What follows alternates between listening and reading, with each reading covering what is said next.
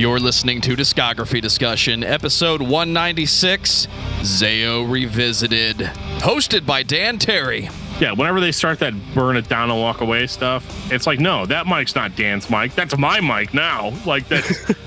Buddy Reno. Yeah, it should just be every 2 years. That's what we do. I put both in and I just start screaming. Yeah, I feel that. And Joseph Wren. By the way, Dan, just for reference, what is your favorite ZAO record today? Today? Oh, my goodness. I don't even know. I'm not going to answer. Sorry. You're going to have to. Well-intentioned virus. Presented by discussmetal.com.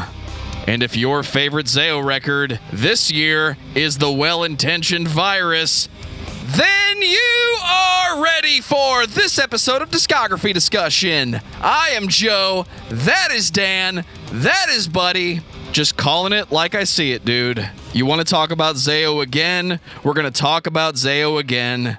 Take it away, DFT. Oh my God, guys. So like this band has everything. You like old school hardcore? They got the old school hardcore. You want a guy that sounds really, really, really, really, really loud and screamy and can scream for like 78 seconds at one time? Yeah, this band has that. Or, had that, but still kind of has that, right? You want to hear a vocalist that sounds like he gargles razor blades for breakfast every single morning? This band has that too. Several versions of it, actually. They also have other things. Like they don't just have vocals. They actually have like bass, and well, sometimes they have bass, and then sometimes they have drums, and occasionally, like some guitar playing. This is a band that is categorized by like very small men making very loud sounds. And I like that. I like that quite a bit. I mean, if you've ever watched a video of ZAO in the Sean Jonas era, the dude is like as tall as my table, standing up like on his tippy toes. He's a very small man, but he provides such a loud sound that it's hard.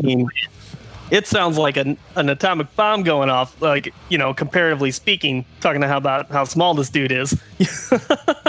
He's a very small man, but provides very loud sound, much the same way my children are very small, but provide extremely loud sounds, man. Like it gets a little bit out of control. It's no secret. It's no secret. ZAO is my favorite band of all time.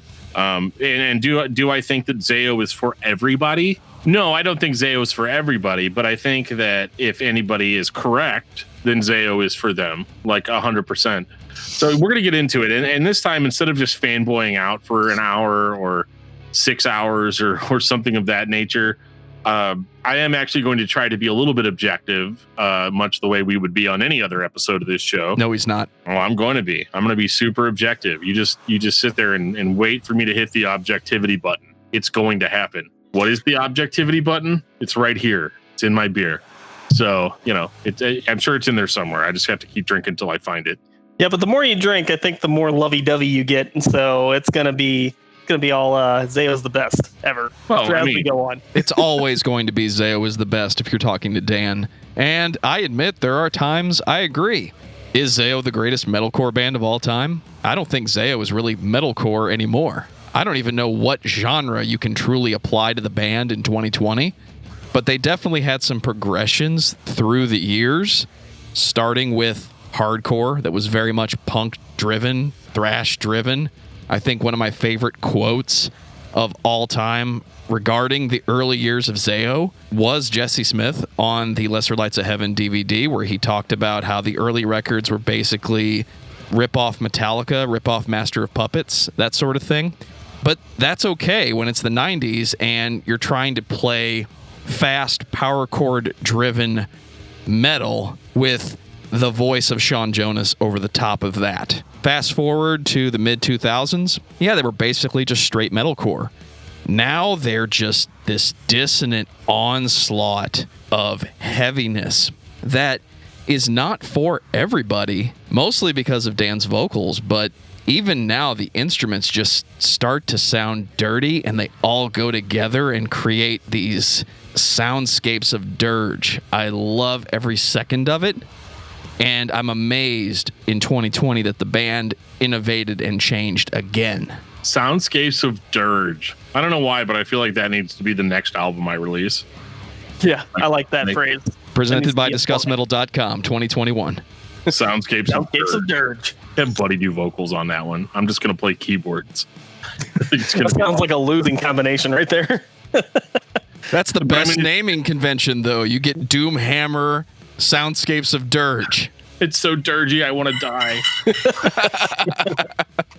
I love it. But yeah, like, this band is just, I feel like no matter which record you pick up by ZAO, this is kind of like a final thought, but it's totally not the only thought I'm going to share tonight. I think when people listen to ZAO for the first time, it doesn't really matter what record you pick up or what song you hear. Your mind is going to be blown in some capacity. Whether that's the beginning of Splinter Shard, once again to strive, and you're like, oh, he sounds very, very, very angry. Or, you know, obviously when you hear Dan's like Serpentine Dragon, like you're fighting Volvega in Death Mountain in The Legend of Zelda Ocarina of Time, like that's what it sounds like, is that dragon, that hiss. You know, that hiss that it makes when you hit it right in the head with a megaton hammer. You know, very specific reference. It's very specific, but it is whatever I envision. It could have just been that I was listening to Blood and Fire when I was playing that, because what's better to play the Fire Temple? What's better to listen to when playing the Fire Temple than Blood and Fire? Yeah, there's exactly. Both of those things in front of me while I'm hearing. But you mean you don't want to listen to the chanting that goes on in the original release of that game? Right.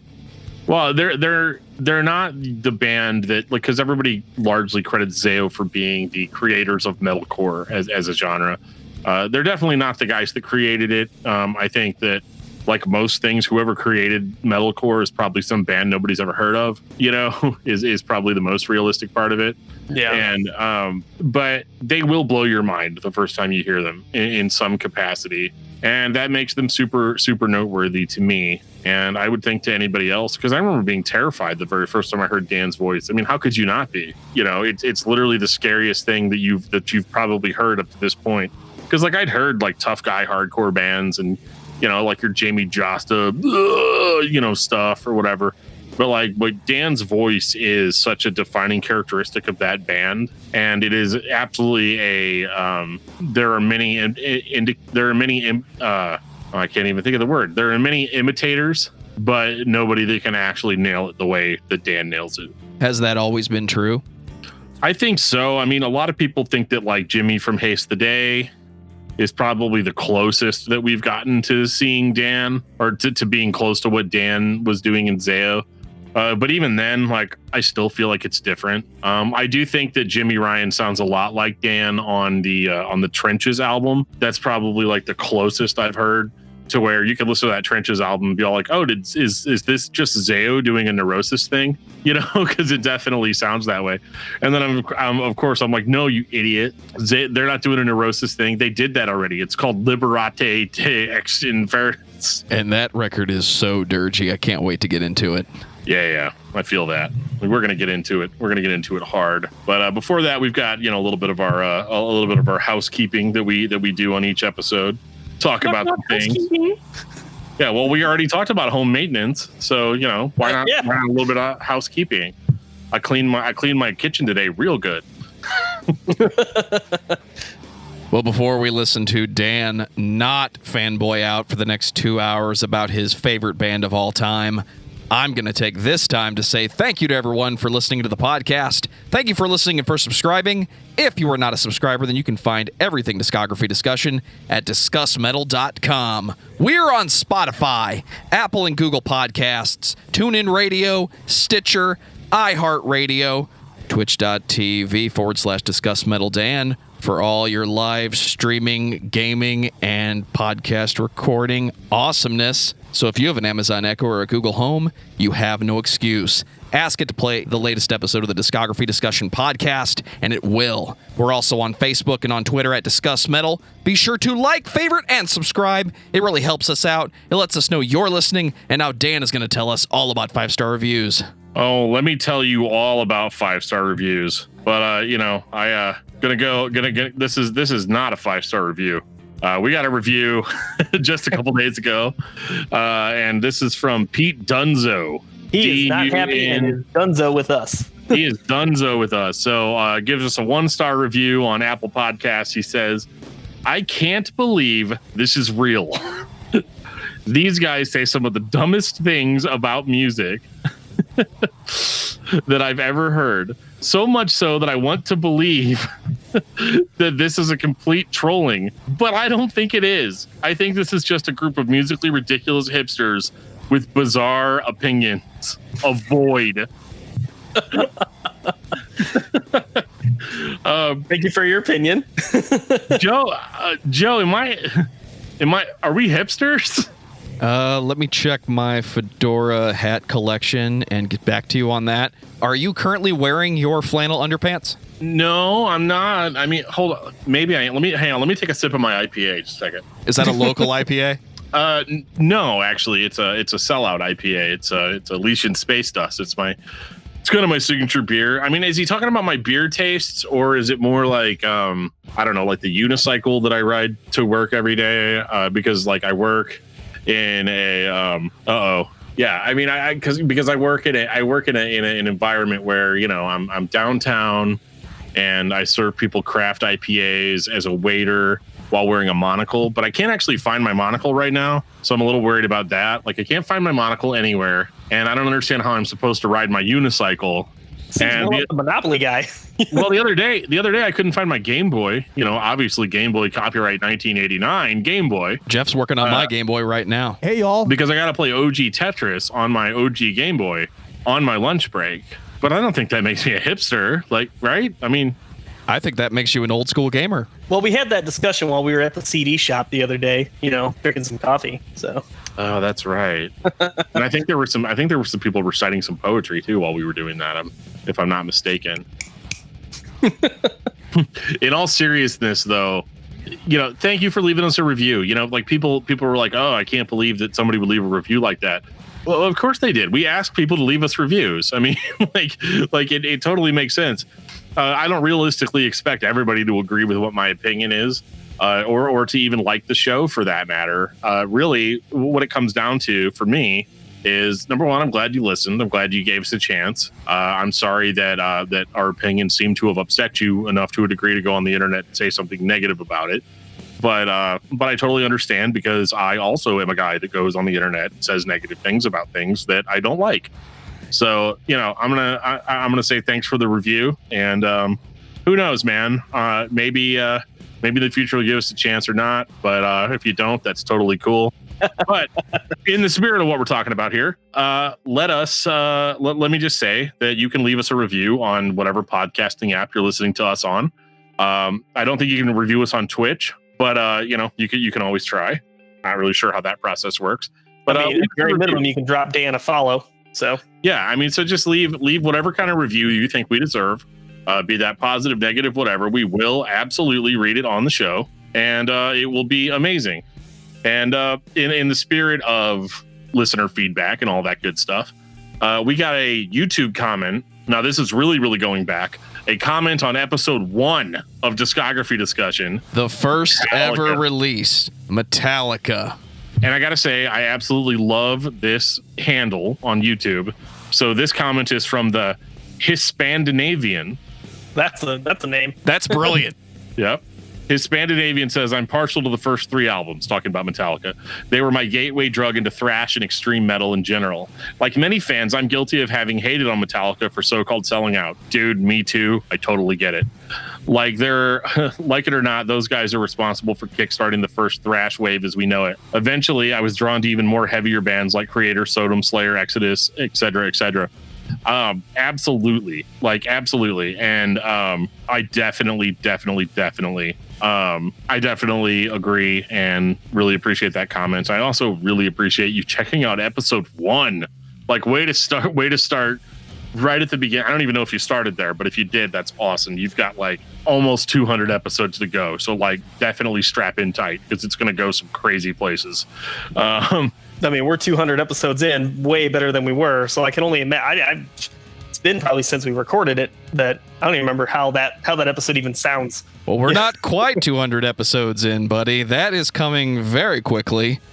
I'd like to say congratulations for listening to the first episode of the podcast, the one that Dan is in the most fear that everyone is still going to listen to because it was the first episode. It's going to sound the worst. It's going to be the worst discussion. We've had so many episodes since then. We've even revisited Metallica because Jared Montague, the former drummer of Taproot, his words, not mine, made us do it.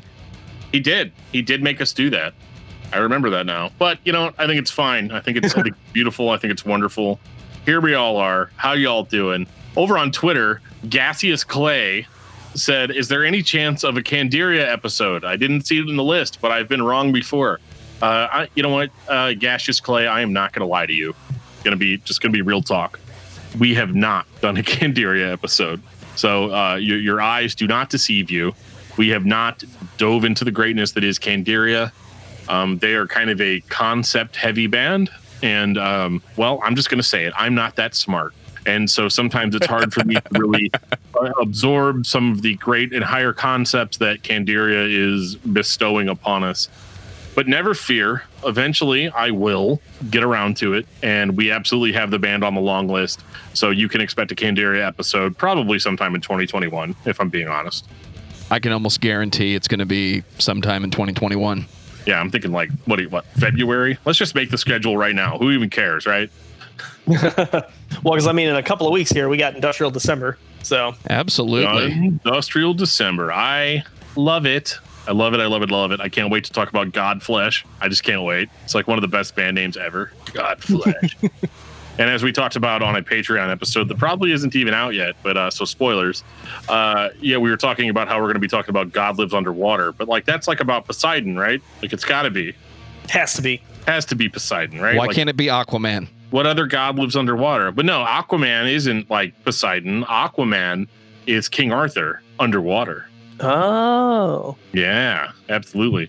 And he talks. What does that have to do with ZAO? Nothing at all. But that's okay. Here we are. I am so stoked, and I can't believe it. But Joe's going to ask me the question. You going to ask me the question, Joe? Are you going to ask it me? Are you going to ask me? Let me take a sip of my coffee first, and then we'll get right into it. Is it locally brewed coffee? Like actually, yes. I don't know the source of the beans, but it is a local spice shop that roasts their own beans and does their own blend. And I don't buy it for that reason. I buy it because it tastes good, and I like fresh beans. Is it a brewed with a Chemex? You know, a slow pour? Shut your mouth. Actually, Dan can confirm and probably posted it on Twitch when I wasn't looking. It actually was. That's hilarious. So, Dan, tell me about ZAO. Yeah, I thought you were there for a second. ZAO. There's the beep. I haven't heard it in so long. Yeah, guess what? Ain't nobody getting bleeped on Twitch. So here's the deal. ZAO is the greatest metalcore band of all time. There it is. And over the next couple of hours, days, weeks, months, years, I'm going to carefully explain to you why. So this band started off back in I want to say 1993.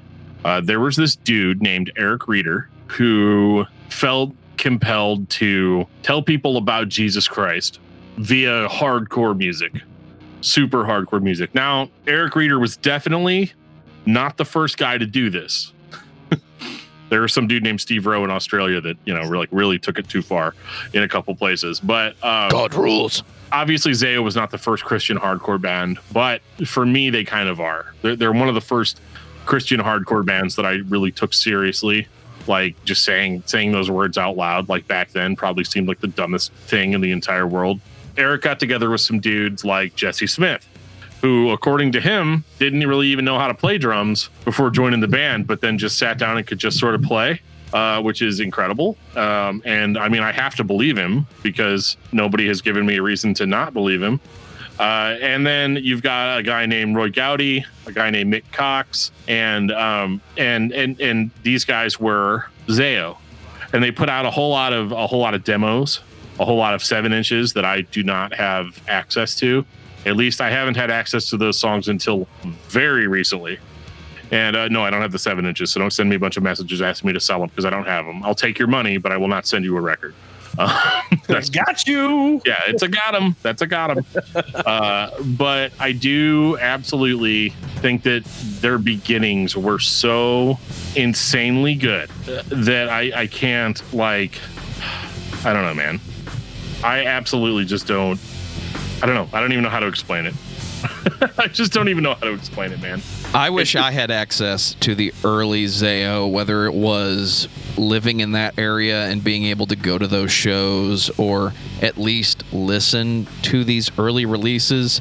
It has since been released as Preface. Yeah, the early recordings, 95 to 96. And they sound like your friend's band that played live and made a cassette tape and gave it to you so you could listen to it at home. It's awesome. I love listening to stuff like this because it gives me a really good view into what was going to be All Else Failed. Yeah, I mean, I don't know where Dan went there. I'm here. Yeah, I was really surprised because I hadn't heard any of these songs before. Obviously, I think most of us haven't before this album came out, and it's just as solid as anything that came after it with All Else Failed and Splinter Shards. I was really, really surprised, and I mean, it also helped that I'm sure that they touched these recordings up and cleaned them up, made them nicer, to sound, and because it sounded really good in my ear. I was like, yeah, I'd spin this, and obviously I did, because it was a great listen. It's very interesting.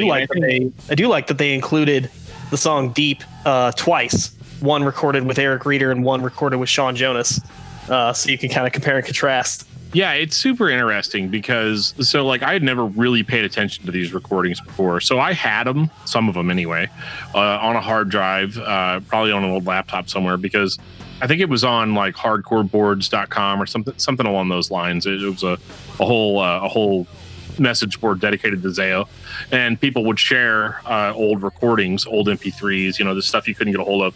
And I remember a lot of these songs being straight up unlistenable. Like they were either too quiet, and a lot of them were ripped from cassette, so they just didn't sound very good. So I never really got a good read, no pun intended, on Eric Reeder's voice, or what he really sounded like, because to me, old ZAO is Sean, and that's just the way it is. But apparently, like, Eric Reeder had so much more to do with like all the lyrics that were written, the focus of the band, just the general direction, the decisions that they made. He was very much like a all-in-one package frontman. And so when I'm listening to him sing on these songs, I think it's cool how in like the earlier recordings, Eric sounds like he's he has more of like almost like more of a tough guy hardcore sound to his voice. It's kind of like this, like has a little bit of a swagger to it, like that sort of thing.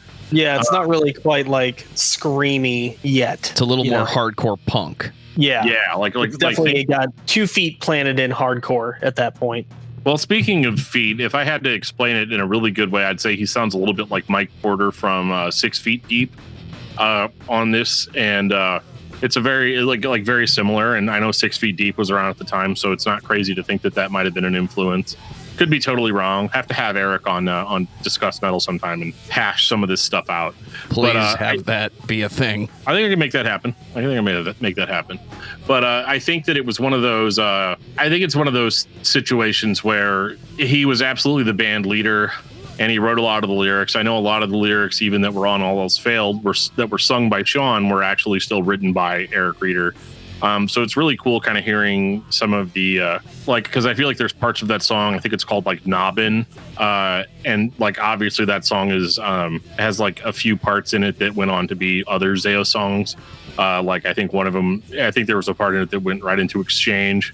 But I just absolutely thought that this was such a cool time capsule for this era of ZAO, because one thing I complain about the early ZAO is that like there's not enough of it. Like you have All Else Failed, and then you have Splinter Shards, and then it's kind of like there's always a part of me that wants to know what the band would have sounded like now had that band continued.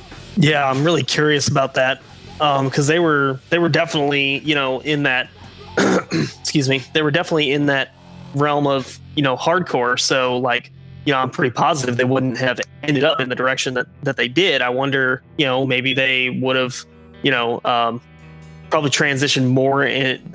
I could imagine that they probably would have grown a little bit more metalcore, just because that's the way, a lot of like early 2000s and stuff started to go.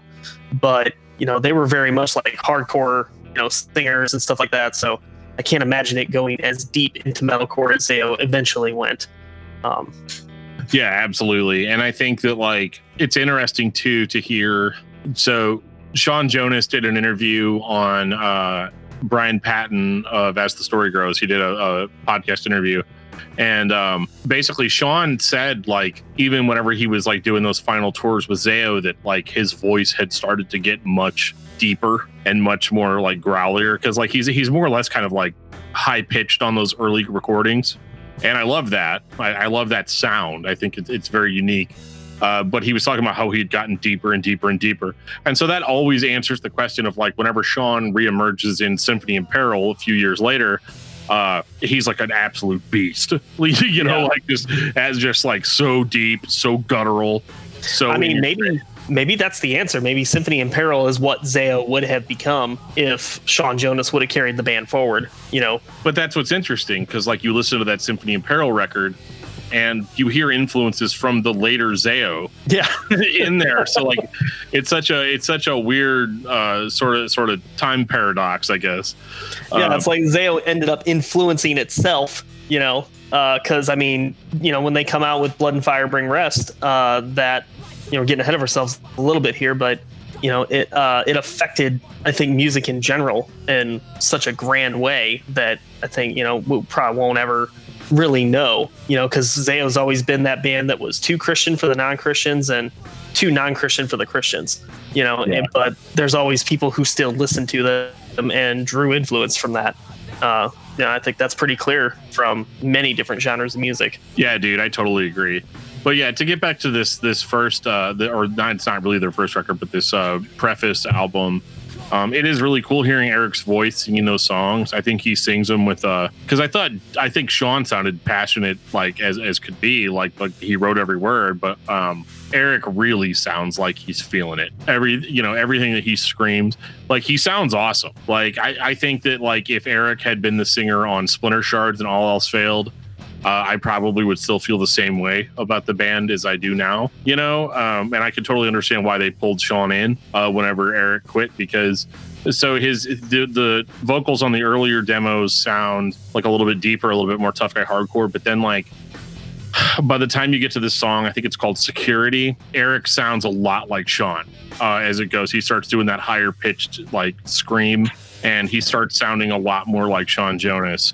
And I just think that that's really cool, because that's about the time where Sean ended up picking up the torch and just kind of carrying it. So like in a way, he still kind of continued the work that Eric had kind of already set in place, and honestly, in a lot of ways, it's like one of the best vocalist replacements I think I've heard in a long time, as far as keeping the sound of the band basically the same. That's not something that we really run into that often. And I think it's super, super cool. 1995, All Else Failed. Oh boy. All Else Failed is, as far as in Christian music goes, it is considered an all-time classic, like a hardcore like masterpiece. And if I'm being honest, I don't necessarily know if it's that. I think sometimes nostalgia goggles are really in place here, because I think the record sounds really good. And my version of the record sounds especially good in that I just recently bought like the holy crap edition of the the vinyl. I got this like this double LP at 45 LPM, like audiophile version of All Else Failed. And it sounds incredible, man. It sounds like Sean Jonas is like standing on my desk screaming right into my face. You know what I mean? Like it is. That's the dream, isn't it?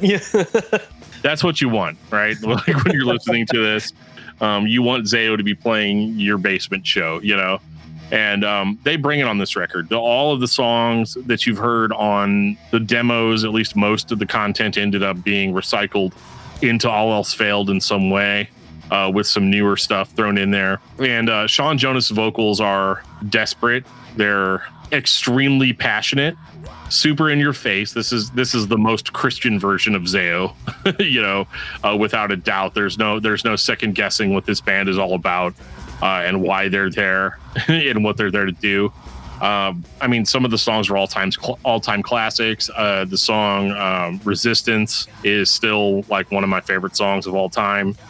Just because, like, I mean, it's funny because the way Buddy and I really started being serious about ZAO, we were listening to the All Else Failed re-record, and we heard the song Resistance. And we're like, oh, that song's really, really, really, really cool. And we loved that song for a long time. But then I heard the original version of it, and that one was still a banger and then still awesome. Yeah. And now, I don't even think about that re-recorded version anymore. Like now it's the original or nothing. Oh man, I still love both of them. Like I like juggling them back and forth. Cause the remaster that they did for All Else Failed, not talking about the Dan recorded one, but just the, new one that they came out with where they, remastered the original one with Sean Jonas. That it sounds great. It sounds awesome. And it's got it because it's a more hardcore, type of vocal. It gives the songs a different feel as opposed to when Dan records it. It has, a different feel for those songs. And so I like having both of them and bouncing them back and forth. And there's spots where I'm like looking through the lyrics and I'm hearing them in my head. And some parts I'll hear Dan singing it. And some parts I'll hear Sean singing it. Yeah. This is the earliest ZAO that we had for a really long time. Like Dan, I bought the remastered version of this record when it came out last year, I believe. It's a couple years ago, yeah. But I've had the CD version of this for a very long time. I am not going to tell you that this does not sound better remastered in 2018, but it never really sounded dirty to me. And between the two records of Splinter Shards and All Else Failed, I prefer All Else Failed. It sounds a little bit better produced. It sounds a little bit better as an entire product. It doesn't hurt Splinter Shards that some of the songs are re-records from All Else Failed. Again, the Lesser Lights of Heaven DVD, we've heard the story about how it had to be done. But Splinter Shards is more of a immediate sounding record. It tells me that the band live was cohesive enough and they had energy.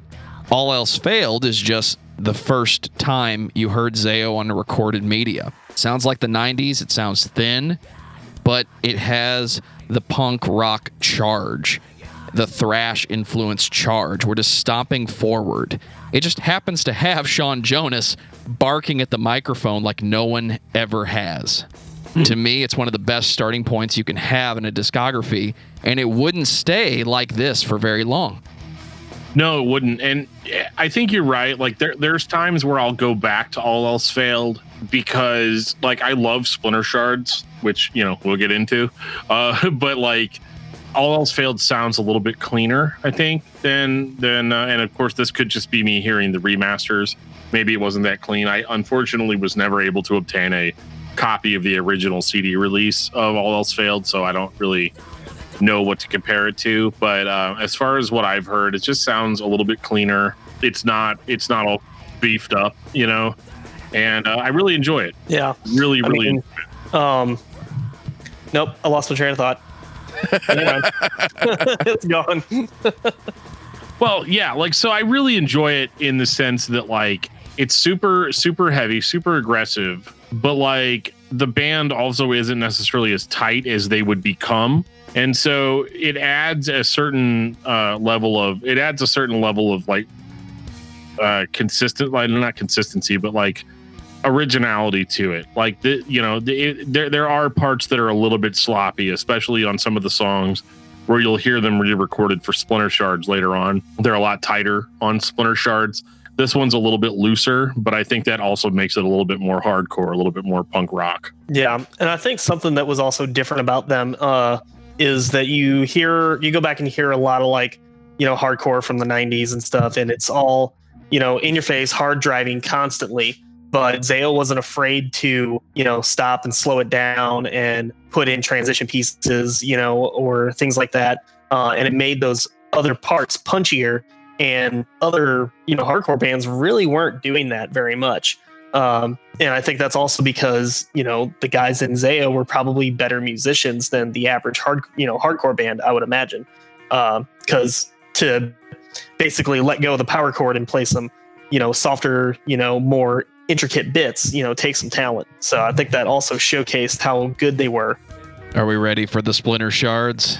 Well, what I want to share real quick, real quick, is a story that Marty Lunn actually shared on the ZAO Lesser Lights of Heaven DVD, where he basically was like, so we had all these bands in Pittsburgh. We asked ZAO to come out and play, and we wanted to show them, like, we're a big deal here in Pittsburgh. Like we're the big band on the block here in Pittsburgh. We're awesome. So he's like, so we all got up there and sound checked in front of them just to show them how awesome we were.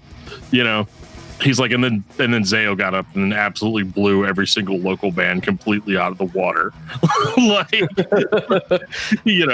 And it's funny because I've been there. I've seen stuff like that happen at local shows, and it's hilarious. You've seen the local band come up and just own the show. Then you've seen the out of town band come in, and just the aura of it being an out of town artist sets them apart from the local acts. Local bands, especially when we were playing music, it's kind of an unspoken friendly competition. You're not trying to put the other guys down, but you are just trying to step a little bit higher than everybody else in the room. It's all in good fun. Everybody has a good time. Everybody plays the show.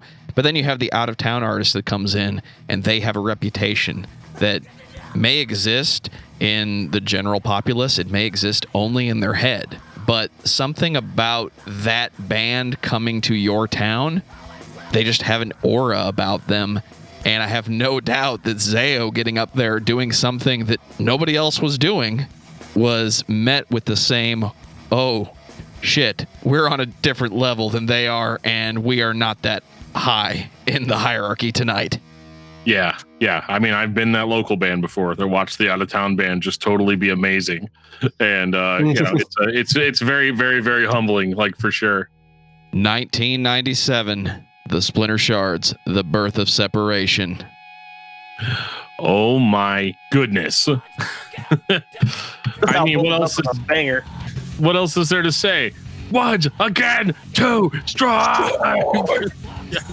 And out, over and over again. I mean, oh my god! Like, this record comes out swinging. I mean, just this is like the fully realized ZAO. This is when they have been like touring for a little while. That they're confident. They're confident that they are going to absolutely wreck any audience that's watching them. Like 100,000%. And like, oh my god, like this. I mean, that's kind of the theme of the record, right? Times of separation. Oh my goodness, and like it showcases everything that ZAO was about. This is by far their most like technical work up to this point. There are so many different aspects to these songs, how they'll go in like 400 different directions. This band does not play a chorus. They do not play anything that you're like used to as far as traditional song structure goes. It's my favorite thing about old school hardcore / metalcore is, all right, guys, we're going to play this for 23 seconds, and then we're going to change over to this other thing, and then we're going to jump into this other thing. Oh, and then we're going to go into this cool part. Okay, oh, it was melodic for a second. Okay, well, now it's not. Like it just, oh my goodness. Yeah. It is so cool. Like there's this weird where they're just playing. There's like at least 4 or 5 seconds in this first song where they're just basically screwing around with like pinch harmonics, and it's like, what are you guys doing right now? Like, is that supposed to be lead guitar work? I don't care. It sounds cool. Like, I'm into it. It's supposed to be a noise that augments the riff and the chug that is getting you into the show. It's that noise maker when you've been playing for less than 60 seconds, and you have to get everybody that's not paying attention, and you have to get everybody that is paying attention to start fucking moshing. And mosh they did. Sean's voice on this record, it's different than it is on All Else Failed. Like, it really is. He is screaming now from like the pit of his stomach, and like just letting out these long just like vomits of just like, I mean, it is so intense at times that like I just imagine that he definitely had to have some vein popping going on in the forehead, right? Like that had to be happening. But according to people that saw the band live, Sean would just go up to the microphone and like be screaming the loudest thing ever, but it would just look like some dude standing there like totally normal with his mouth open, doing the arm behind the back. Yeah, well, we all did that. I mean, that's a hardcore vocalist thing. You gotta do that. Yeah, if you're YouTube savvy, you can actually find video of me doing that. Like it happens. I'll post a link to that in the show notes. It's just something about like, I don't know, like pushing, just like, I don't know, like you're pushing your lung back in or something. I don't know what it is, but it's super cool. Like this record is absolutely amazing. I wouldn't say this record is technical, but it is very tight. And the wrong type of listener would complain about the shift in audio quality. All Else Failed is a very bright record. Splinter Shards is a very dark record. I'm under the impression this is what a lot of the Tooth and Nail recorded albums sounded like at that time. They all had this general sound of mid-range, scooped mid, low, high mids, and it just sounds dirty. It doesn't sound clean. It sounds like the band is mic'd up. It sounds like they're playing through a PA, and this is just something we captured off the board. But in the context of ZAO, there is nothing wrong with that. If this is what the band sounds like when they play live, I'll take my ticket now, please. When are they coming back? Next week? I'll take 2 tickets. Yeah, I think that helps the the aspect of the band, like just the way it sounds, because it has that raw quality to it, which I think helps the overall feeling that they want you to get. Totally. And like I think that the band is significantly, like the sound is significantly beefed up between Splinter Shards and All Else Failed. It might sound kind of hokey now, like when we're listening to it in 2020, like you can tell that it's like just beefier because it's like more raw, like maybe it wasn't recorded as well or whatever. But at the same time, it was recorded better in the sense that they were in like a for real studio, like for this one. And, it had all those sweet Tooth and Nail Records bucks behind it, and so, I mean, it has a higher production value than All Else Failed, but it is much more raw in a way. It's like the fear of the old ZAO, right? And I think that like this record, I love listening to it, and I actually most of the time, if I want to listen to the Sean era of ZAO, I'm gonna listen to Splinter Shards probably over All Else Failed, just because of how it comes out of the gate swinging. It's got all my favorite songs from All Else Failed on it already, so there's not really a reason. We have 3 versions of Resistance now. We absolutely do, and I think that like overall, like it is absolutely just a tour de force. Like this band would have only gotten better as they went. Like this was like I understand why Tooth and Nail signed them, because like they were on track to being like the next big hardcore band in that scene. And they were that, but not necessarily in the way that people were expecting, and they definitely left a legacy behind them. And I still listen to Splinter Shards to this day. I got the vinyl re-release recently that sold out in like, I don't know, a few minutes. Was able to snag one of those, and I gotta say the re-release, I complain a little bit sometimes that my Splinter Shards CD sounds kind of muddy, like it's just a little bit like it's a little bit crudded up. Absolutely. But when you listen to that vinyl, it absolutely, for whatever reason, and this is not because it's on vinyl, like I'm not here to die on that hill. This record was absolutely like remixed, remastered for vinyl, so it's going to sound better than the original recording. And a lot of that mud that I'm talking about is completely gone on this release. And I think that it absolutely benefits the record like 1,000%. I think it's awesome. 1998 would come very soon, but the band would change before the next album. Now, it's been a long time since I watched The Lesser Lights of Heaven DVD. I don't remember. Did they talk about why Sean Jonas left the band? Well, it wasn't just Sean that left the band. Basically, you've got the band that recorded Splinter Shards. They're touring. I think at one point they even added an extra guitarist. So like that was probably awesome, like super duper heavy, right? But I think one of the biggest things is that like these guys, and this is something that I've experienced a lot in the quote unquote Christian scene. You have a lot of people that are in a band, and some of them are super evangelical. Like I can think of a guy off the top of my head right now. I won't mention his name, but you guys know who I'm talking about. Where they're completely into something, they're completely dedicated to it, but then over time it turns into like they care more about the ministry than they care about the band. And that is also like that's partially why Eric Reeder left the band originally. There's some guys in this scene that for whatever reason will sit down with everybody and be like, hey guys, was talking to Jesus. He told me that I need to leave the band, you know? And I think it was very much like that. They don't get into the reasons exactly too much. I know Sean says on the DVD that like he was just in the band and touring, and that he had felt a strong calling from God that he needed to leave and focus more on ministry, which is what he inevitably ended up doing, which is fine. You know, it is what it is. But he quit the band, and basically everybody ended up quitting the band except for Jesse Smith. Like that was just it. So you've got a drummer just sitting there, and he's like, guys, anybody home? Like what's going on here? You know, like, and so at some point Jesse ends up telling everybody like, okay, I know you guys are leaving. You guys want to leave, blah, blah, blah, blah, blah. I hope you don't care. But like, if you guys all decide to leave the band, I'm going to keep it going. And so he found some new band members and ended up like basically just taking it. Like it wasn't a one-man show. Found a new guitarist, found Brett Detter. Apparently it's Detter, not Detar. I really want it to be We've been Detar saying though. that wrong for years. I know, because I want to say, you know, Detar played the guitar, you know, like I've always wanted to say that, but it's incorrect. So it's not funny.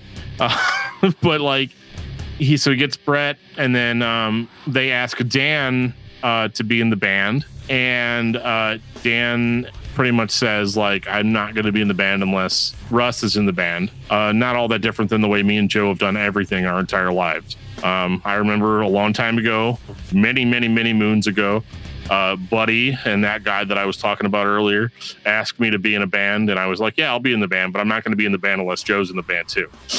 You know, so it was one of those like, that's not the story you told me. Well, no, I wanted to sound like a cool guy. So I told you a different story. Dude, this band, they need somebody that can play guitar like really good. All right. So why are you telling me? I know, right? I know, totally. I mean, we're basically the Three Stooges, because you start bringing one of us in, and eventually the other two show up. Hey, we let Shemp come too sometimes. Well, what's super interesting about this for me is you would think dude's getting the band together and he's going to want to put like, because this is what I would do. I would try to find band members that played and sounded aesthetically like the band that came before, so that whenever we put out another release, people aren't going to think it's weird. And the people that liked the last album are probably going to still like the new album. Like that's the idea behind it, you know, but it is what it is. Right. Instead he gets a vocalist that, I mean, I think at the time they weren't really sure how Dan was going to work out like as the singer. Because apparently the only vocals that he had done, because he was predominantly a bass player, I think, whenever he was in his old band Seasons in the Field. And he played bass and he did like backup screams, right? And so they really, I think, didn't have like a good read, but they ended up asking him anyway to be on, you know, to be in the band. And then Russ comes in, and you know, Russ is just like a insane guitar player, like non-conventional is probably the word that I would use to describe it. And for whatever reason, it was absolutely this combination of people that created a sound that I don't think anybody was really ready for. 1998, where blood and fire bring rest. Oh my God, oh my God, oh my God, oh my God, oh my God, oh my God. This is it, people. This is ZAO has arrived. This record is absolutely mind-blowing, and not just mind-blowing for 1998. If you've never heard ZAO before, stop this live stream. I don't know how you do that, but stop it. and go listen to ZAO. Except it's live, so it's live, so it is what it is. But I'm just saying, like, don't stop the live stream. But go listen to Blood and Fire, I guess is what I'm trying to say. ZAO would tell you that they didn't invent metalcore, but this is the ZAO sound to me. This is the core of a band that would one day release the Well-Intentioned Virus. This is it. This is what you're listening to when you listen to ZAO. As much as I love the previous band, this is the sound. This is the dirge, and we love it. And Dan has his vinyl, and he's going to talk about it. 3, 2, 1, go. Okay, guys. So you like gurgle vocals? I mean, maybe you didn't before this, but you do now. It is. Nobody was expecting this. Like this voice, this sound. First of all, let's tease a little bit here. Let's talk about the guitar playing. Number one, okay. This record, so heavy. Like, this is not like a crunchy, like, thumpy hardcore record. Not like Splinter Shards was. Splinter Shards is a classic. I love it. It's wonderful. All the things. Blood and Fire, on the other hand, is a extremely dark, evil-sounding, dissonant, heavy record. This is not about the heaviness of the breakdowns. This is about the pure chaos and the absolute buzzsaw ripping of flesh guitar tone that is on display here. And the vocals, well, they also rip your flesh because the vocals are also a buzzsaw. This entire record, if it could be described with one word, it's buzzsaw. And yes, I know that's two words combined into one word, but I think it's appropriate here. This is a buzzsaw, just saw your head in half sort of record. It is completely devoid of anything that's going to make you feel comfortable. Yeah, and I mean, can you imagine having listened to, Splinter Shards and you're like, all right, yeah, the new ZAO record's out. I'm going to go get it. You go grab it. You put it in, and the first song pops up, and it has those, that like intro where it's just speaking and you're excited to hear the new vocalist. You still haven't heard them yet, and it takes like that, 30 seconds to a minute before Dan actually comes in and just changes the face of metal for the rest of forever. Yeah, I mean, it doesn't change the face of metal necessarily. This is an interesting maybe thing. For me, I guess. Well, this is an interesting situation where a band is doing something that nobody else had really tried to do before. So they're taking the hardcore of the day, but then they're also pulling influences from like European metal, like that growly, heavy, like Carcass type of vocal, maybe even like we could throw some early like In Flames in there, some Dark Tranquility, some At the Gates. Like vocally, that was like basically Dan was doing a metal thing where everybody else was doing a hardcore thing, and they're absolutely like just hitting on all cylinders. But then imagine that you're a Christian youth group kid that kind of likes heavy music, and then somebody's like, hey, listen to this. Because a lot of people put this record and Living Sacrifice's Reborn up against each other as being like the most extreme. And I think they absolutely are like both super extreme in their own way. But if I had to pick a record to take to a desert island between Blood and Fire and Reborn, it would be Blood and Fire every single time. Just because it is intense on a level that I think Living Sacrifice was super heavy, super intense or whatever. But people that were listening to Living Sacrifice were already basically into metal, like traditional metal, whereas Blood and Fire isn't really that. It's a closer representation of metalcore, I think, that at least that year, than anything Living Sacrifice was doing. And all of that being said, I love the first 6 or 7 tracks on Blood and Fire. Like, let me just be real here. I do love this record. I think it's great. I think it's groundbreaking. I think it's all the things that people say about Blood and Fire. I think there's like 2 tracks right before The Latter Rain that I could kind of do without. Like, they kind of bore me a little bit. And I'm not saying that to be controversial or be a musical hipster. I guess I could just look at the record. Yeah, so it's 15 Rima and For a Fair Desire. Yeah, like those songs kind of slow the pace down for me, at least a little bit. And again, this is a 10-track record. I like 8 out of the 10 songs. I mean, it's still a winner any way you slice it, but it is distinctly a ZAO record where I'm like, it's really, really, really, really good. Really, really, really, really good. But I don't think it's necessarily as great as what is to come. It's a good starting point for where you're going to end up very soon. And even though there's a couple deviations on the way, where the band is now, this is a good window into where you're going. This is the start of the journey. Yeah, and I mean, 8 out of 10, is not bad. I mean, I guess technically you can't count 10 because it's an instrumental, but it's still a really good one. It's a great way to end the record. But yeah, I agree that 15 Rima is always one of those ones that, every time I hear it come on, I know it's on because it has such a weird bouncy, beat to it. So you hear it and you know it. And I usually end up kind of skipping that one too.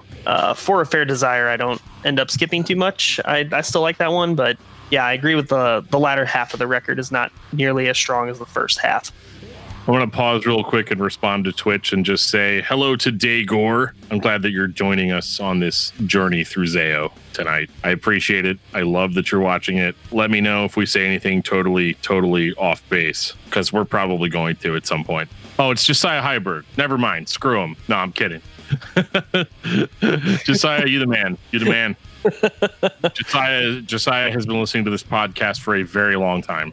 And so I'm happy to have him here live with us.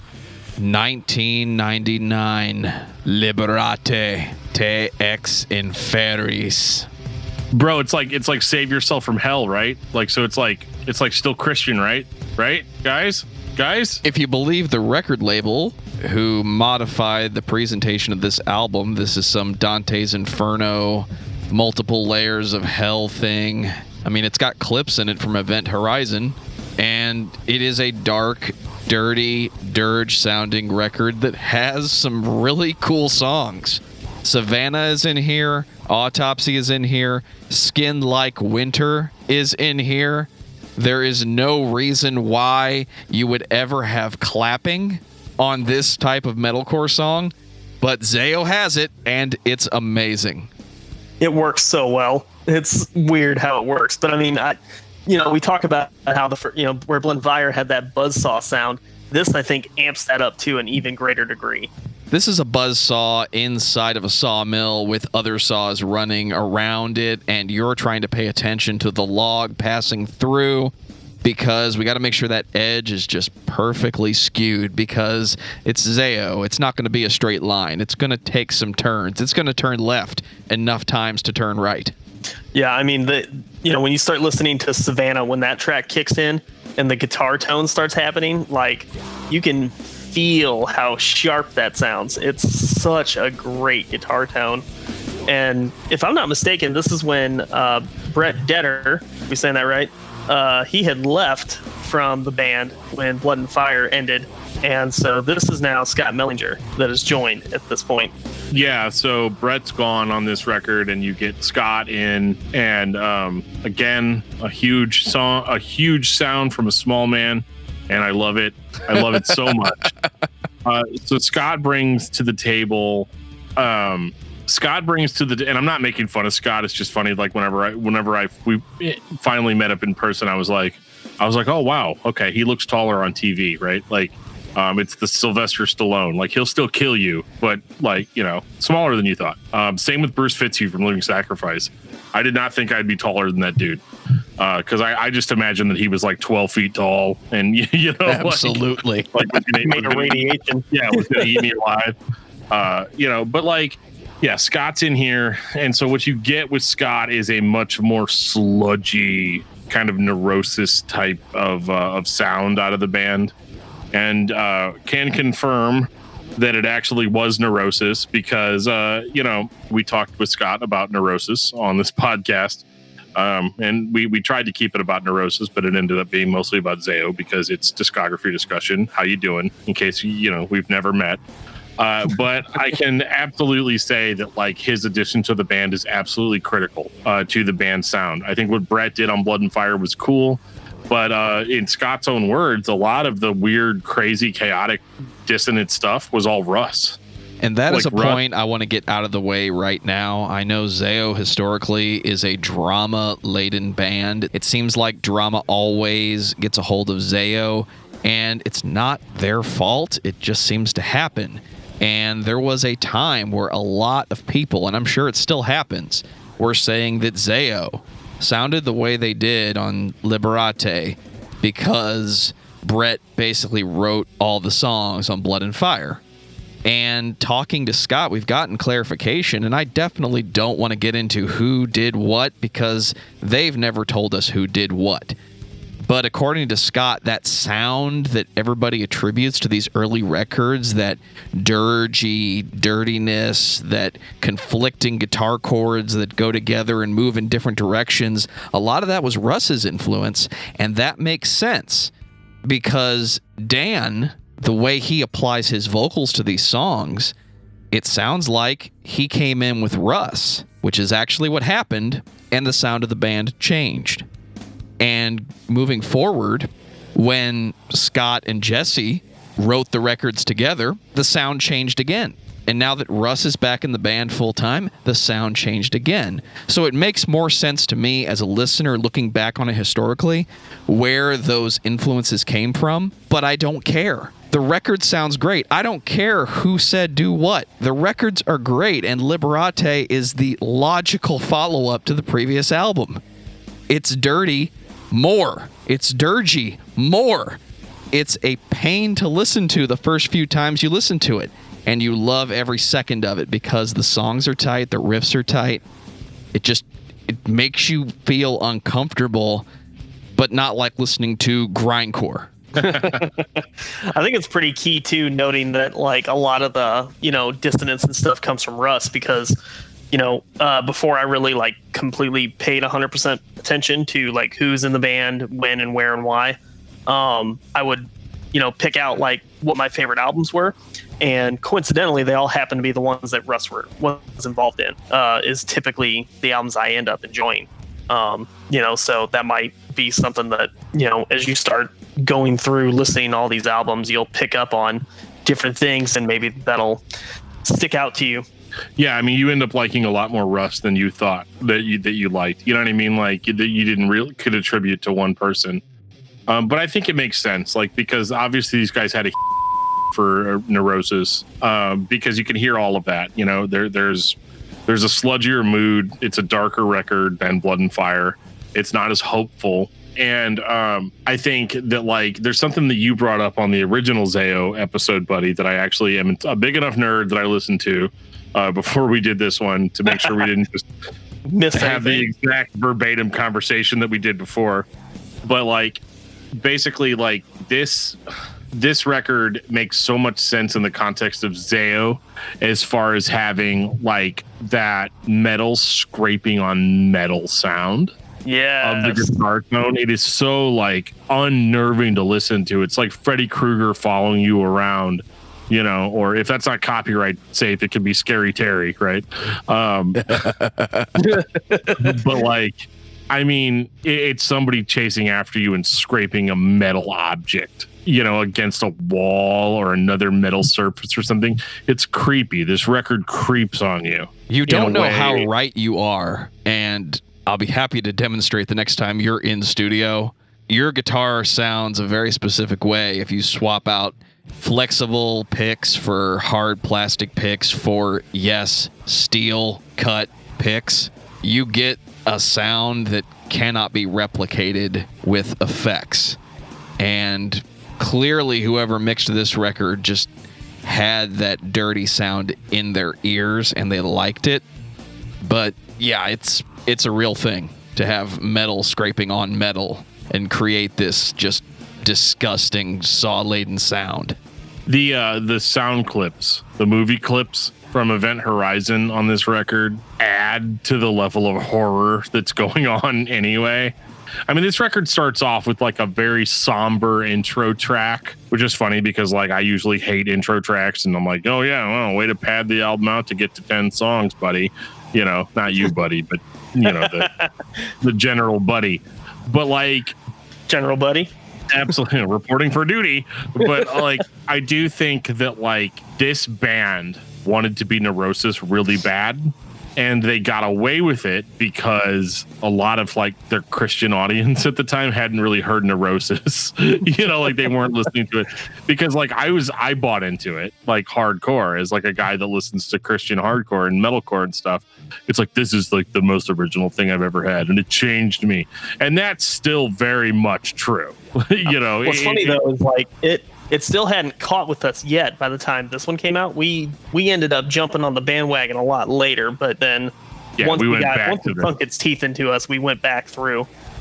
Best songs on this record, definitely A Dark Cold Sound. It's a Dark Cold Sound, not A Dark Cold Sound, but Dark Cold Sound, Autopsy, Skin Like Winter, If These Scars Could Speak. It's all incredible. So, you know how I said Blood and Fire was like a solid 8 out of 10?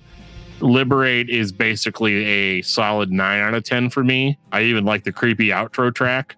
If there was one song that I have any issue with at all, it's Desire the End, which is a song that I feel like kind of goes on a little bit longer than it probably should have gone on, to the point where I'm like, I also desire the end. I desire the end of this song because it's just going on and on and on. And I think that the band probably thinks that as well. And because I've never heard them play it live. Now they play the Ghost Psalm live, which is incredible. You haven't lived until you've seen ZAO play the Ghost Psalm live, because you have this whole crowd of people and then the sound cuts out. It becomes dead silent in the venue or wherever you're at. And you hear everybody whispering, "Time to go, one last look, one last touch, goodbye to those I love."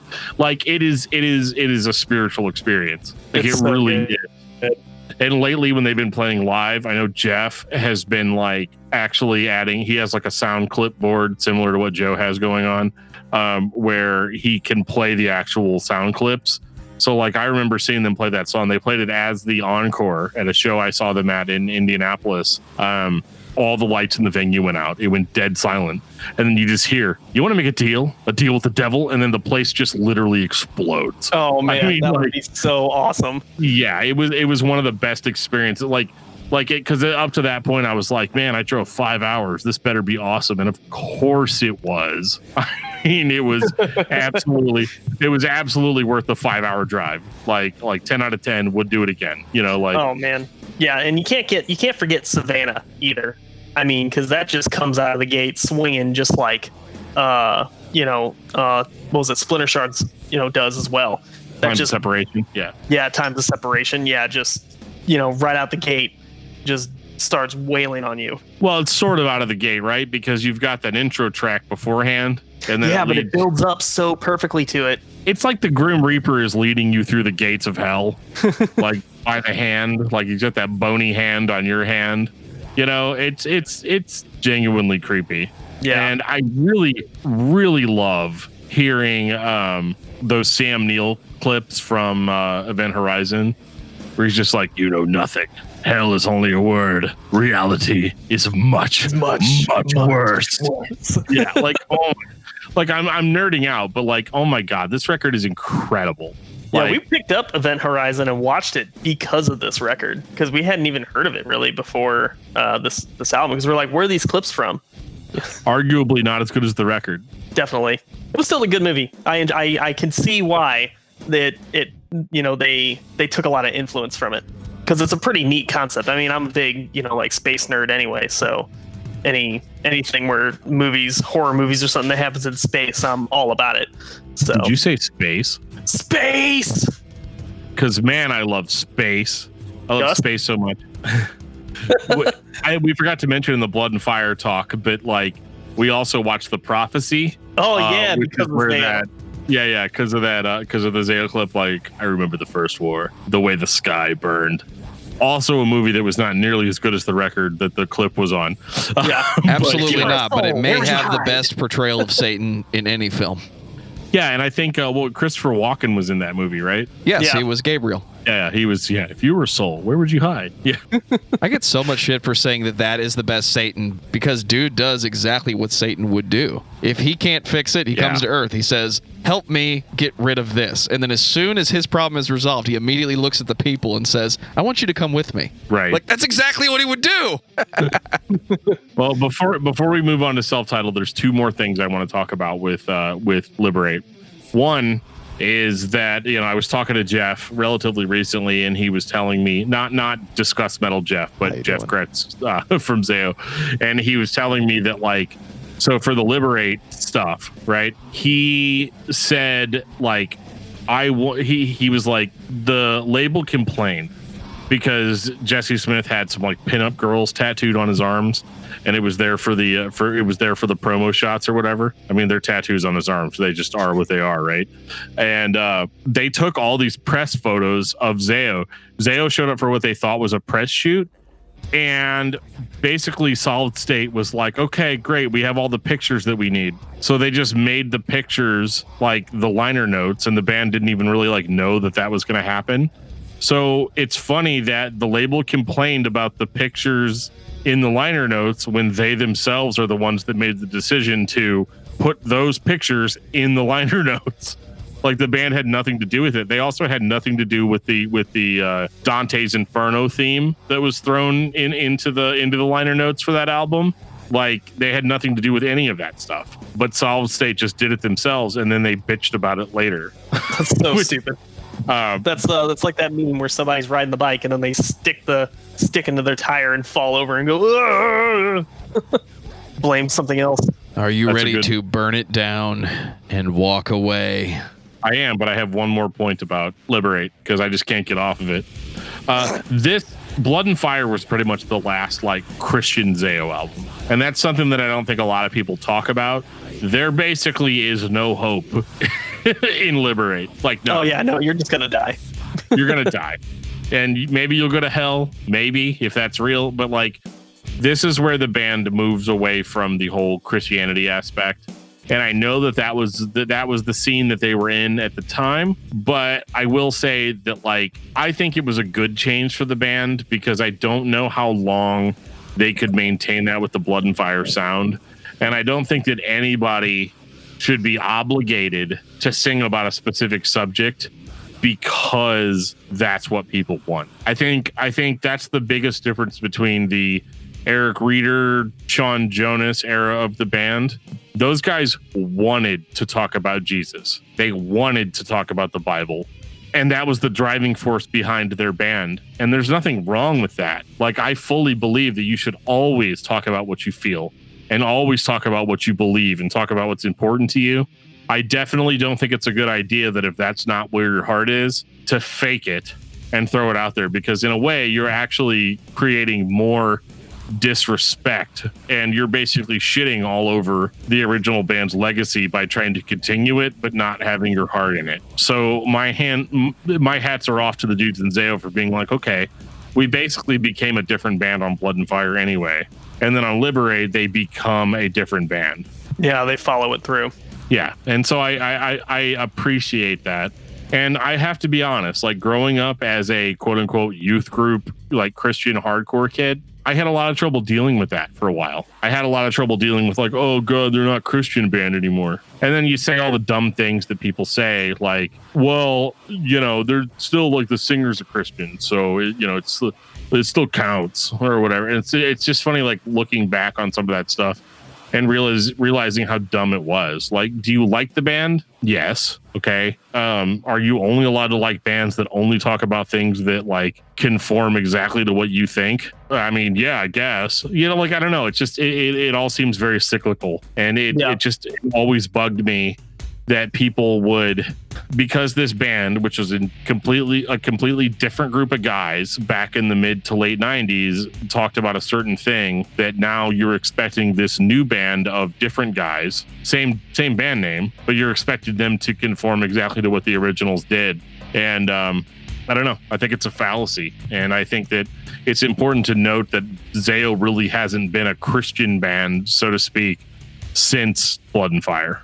2000, self-titled, has some of my favorite songs. has some of my least favorite production. But as has been previously described as a solid record by the band ZAO, what is there to complain about? Because the only complaint I've ever heard is that Jesse Smith is playing V drums. Well, at least he's actually playing the parts instead of programming them and letting that be his drum part for this album. Because he definitely could have done that. Record opens with 5 Year Winter, which is one of the best show closers if you're the band ZAO. Friggin' best breakdown ever. Happy to say I recently dropped a DDT on Dan at ZAO while they were playing 5 Year Winter. How's your face feel? What the hell, man? What the hell? I'm still upset about that. Was that the show I was with you when we went and saw him in Nashville? So we saw ZAO 2 times that year. We saw them the first time at Nashville. I think that the venue was called The End, if I'm correct. It was like a little hole in the wall. Truly, but it was The End. We desired the end at that point. We desired the end, yeah. And so Joe, Buddy, and myself all showed up at the end, and we actually got to watch Scott and Russ do a equipment breakdown for YouTube. Joe and I kind of just wandered into the venue while that was happening, and Scott was just like, "Hey, what's up, guys?" You know, like he was like, "Yeah, we're doing this like YouTube thing or whatever." I was like, "Oh, cool, yeah, like we'll stay out of the way," you know. And it was super cool to watch. We watched them film that whole thing. It was awesome. And but yeah, like we saw them at the end with you, Buddy, and then I think I bought 2 ZAO shirts, but then like I didn't want one of them for some reason, so I gave one of them to you. I think I don't remember. Yeah, you gave me one. Yeah. I have this problem when I go to shows. I'll like buy a record, I'll buy a record and like 2 shirts and all of that. Basically, just ZAO shows. If you're in another band and I see you, I'm sorry that I didn't buy that much merch. It's just ZAO. And I remember Scott was like really trying to talk me into buying this camo shirt, and I'm just like, I'm sorry, dude. I just don't do camo. No, it wasn't camo. It was tie dye. Oh yeah. It was like a Grateful Dead style shirt or whatever, and I was like, I'm sorry, I just can't do it. And he was like, an awesome looking shirt. He was like, well, you're wrong, but okay, you know, like one of those. But anyway, all that aside, so we saw them at the end in Nashville. So Buddy lives pretty close to that area, so he was able to drive out and go to the show, which is awesome because we don't see we bring Buddy. that up because we all were in that freaking pit when 5 Year Winter exploded. You know, well, you guys were. So here's a funny thing about us is that when we go to shows, Buddy and Joe are the pit mongrels, and I'm the guy that stands in the very back with my arms crossed, being like, "Yeah, man, it was a 6 set," you know, like, and it was. But yeah, so Joe and Buddy do all the moshing, and I am just like a total poser. It's funny though, because any other band, I will be back there with you because I also am like, I don't want to get my hands broke. Yeah, don't break my fingies. Are you guys saying I'm the only one who's legit here? Yeah, no, but I mean, I don't care how old I get. I'm gonna be 80, and if I go to a friggin' ZAO show, I mean, God help those guys if they're still playing shows at that point. Right. I will still be in that pit when ZAO is up there. Well, then you can't not be in the pit. After we went and saw them at the end, I drove. So that was in Nashville, about a 5-hour drive. And then I drove another 5 hours to see them a couple of months later in Indianapolis, Indiana. And I mean, they absolutely just tore my face off. Got to hang out with my bud, Travis Turner, formerly of As the Story Grows. He was slinging merch for the band. So me and Travis got to hang out, which was super cool and super fun. And but I think the thing that really stands out to me about Self-Titled, and the reason we talked about all the live stuff is because 5 Year Winter is like the ZAO song. If you're going to go off, like you had a bad week or a bad month, or let's be honest, it's 2020, a bad year. It's definitely, it's the song that you show up to hear where you're just going to go completely off the chain when they're playing this song. It's crazy too, because like you think like, you know, talking about the pit, like you think that you're going crazy that people are going to be, you know, in the pit, like throwing down or whatever, you know, but that is the song that everybody is bum rushing the stage. You know, it's all about screaming your head off. There's no like, you know, like hardcore kid stuff in there, you know, or anything like that. It's just how loud can we scream this breakdown as a collective unit? And it's infectious. Yeah, whenever they start that burn it down and walk away stuff, It's like, no, that mic's not Dan's mic. That's my mic now. Like that's what we all think, and we just run straight for the stage. I mean, he can't have it. We've heard enough of him. It's time to hear me. Like it's awesome. It's awesome. It is absolutely like an experience. As far as self-titled the album goes, this is, and it's funny because Parade of Chaos exists. So like I'm going to invalidate this statement when we talk about Parade of Chaos, but up to this point in their career, this is the most different sounding ZAO album. This is not like a straight dirge like what we'd had before. It is, but it's not like we had it before. So you've got 5-Year Winner, which is absolutely like, top 10 bangers of all time type of song. And then, but then they kind of slow it down. You get like instrumentals like Alive is Dead, which like honestly, some of Jesse's best drumming, even though he's playing on that V drum kit. Like Joe said, these are not programmed drum parts. This is a dude sitting down and playing an electronic kit. So it's still him, but it sounds like a digital, like Nine Inch Nails, sort of sound. You could definitely tell Jesse was listening to a lot of Nine Inch Nails when they made this album. And it's really weird that this is the ZAO self-titled, because I don't think that it like represents ZAO as a whole, like as a band.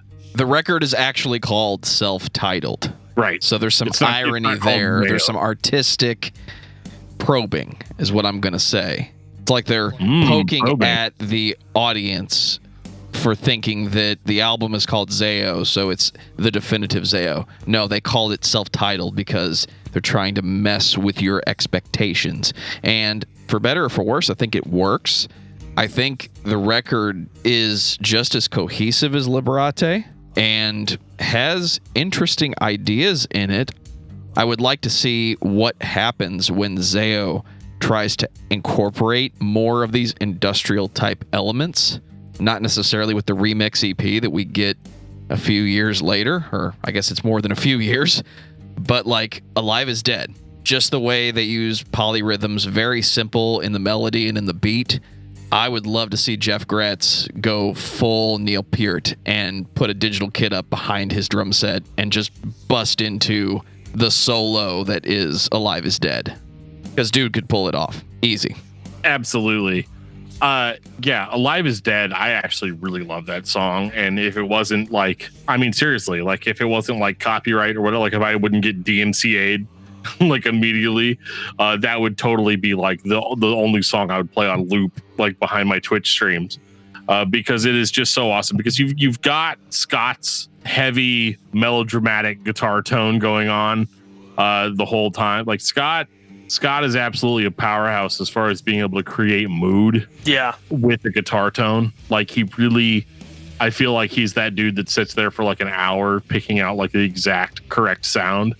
He's definitely the kind of guy I wouldn't want to like be in a band with, as far as like, okay, are we going to do something? And you're just going to sit here and mess around with your effects pedals, the whole time.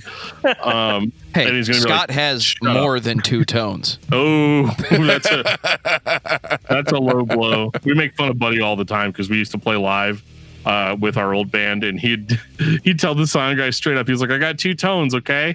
Make sure you sound check both of them. Okay, that's because I didn't know what the crap I was doing. And you need to know when I switch them.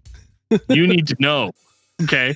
Like you need to be clairvoyant enough to read my mind and know when I'm going to go like straight heavy, or if I'm going to go like a little bit more of that cleaner sound. You know what I'm saying? Dude, you had a look too when you changed tones. And then, you would like the bass would go straight up. You'd stomp the floor, and then you would like try to jump with 3 legs and just. But then you found out hard. Well, it's funny because you would find out over the course of the night that Buddy didn't actually have 2 tones. He only played the heavy, most brutal tone he could come up with. That's right. The entire show. So it was like, and if anybody cares, if you're watching on Twitch right now, you can actually see Buddy's actual bass that we're talking about is right behind Joe on the wall. It's it's our tribute to Buddy. So in between the BC Rich and the red Stratocaster over there. Absolutely, it's beautiful. But back to ZAO. 1 out of 5 stars. These guys just talked about their old band the entire time. But like, what I think is so unique about this record, not only is the melodic elements, or I'm sorry, not only the electronic elements, but the melodic elements. This is probably one of the most melodic ZAO records, in the sense that like you have clean vocals on a ZAO record. Not for the first time. There were some backup cleans, I think, on Blood and Fire at one point, but for the most part, this band didn't sing.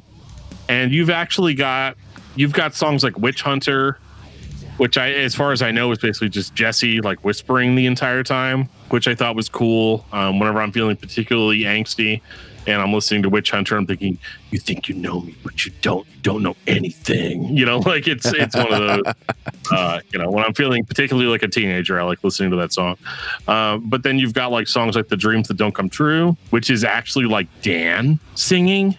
And in case you didn't know, if you only heard Dan as like the screaming, growly vocalist, obviously he's the best at that. But like those melodic, like Dan has a very deep, melancholy voice. You know, he's very like, it's important. Like his voice holds power. Yeah, you know? The Dreams That Don't Come True is one of my favorites on this because of Dan's like somber, vocals.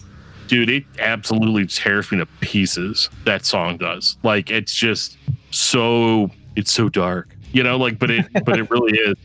I think maybe my favorite song on self-titled, though, The Dreams That Don't Come True, is definitely like peak, like one of the best songs ever. But I really, really, really like The Race of Standing Still.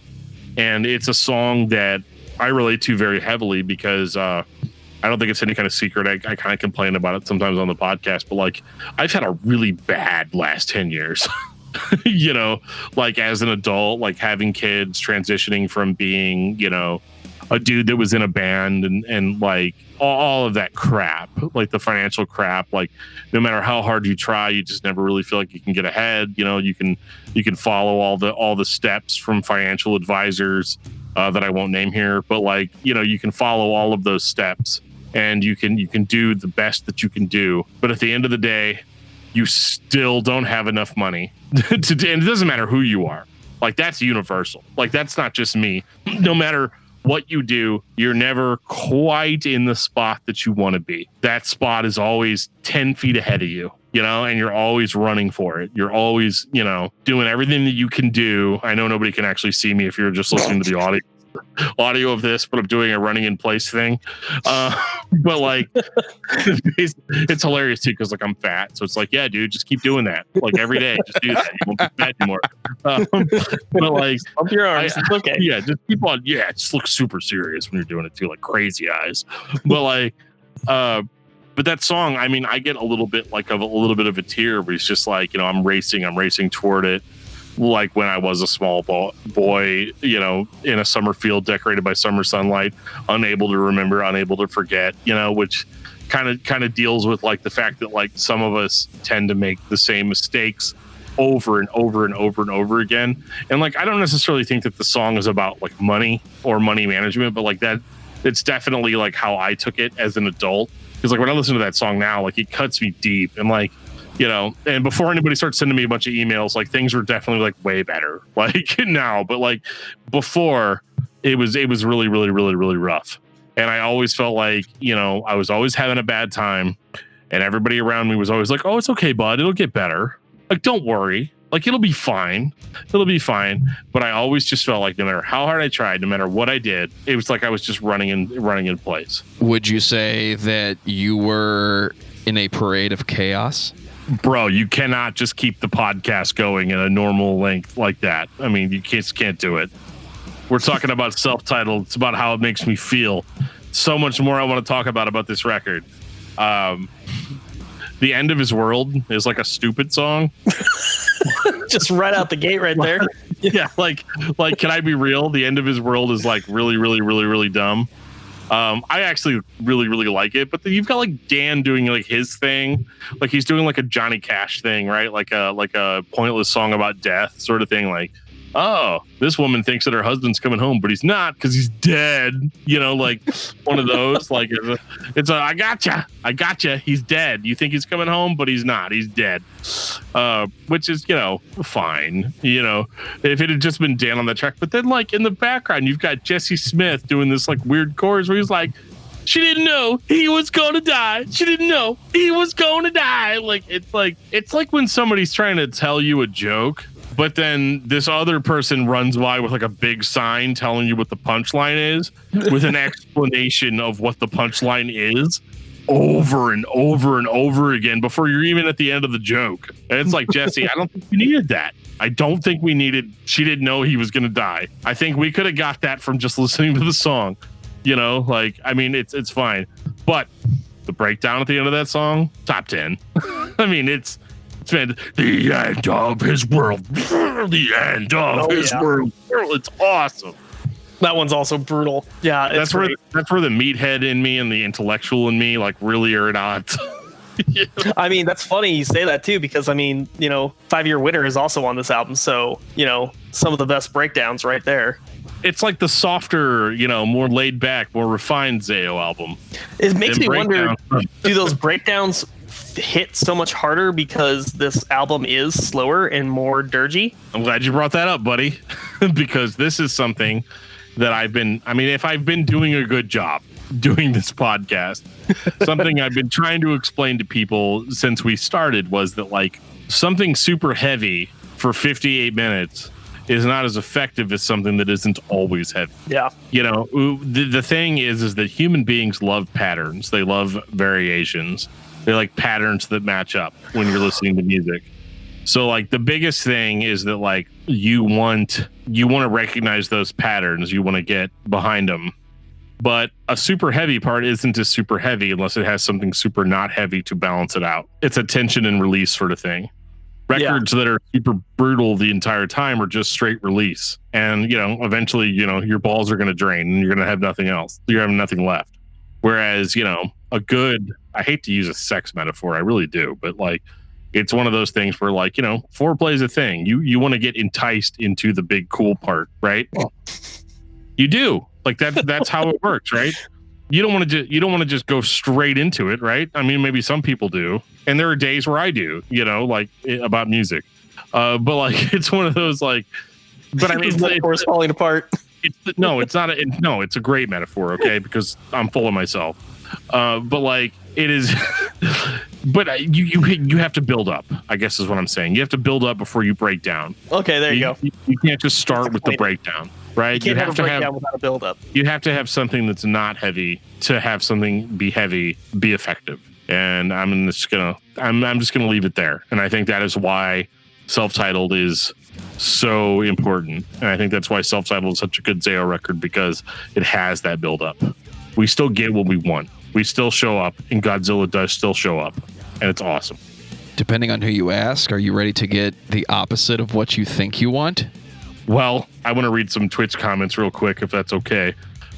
So Josiah has been commenting this whole time, and I feel terrible about not like acknowledging that.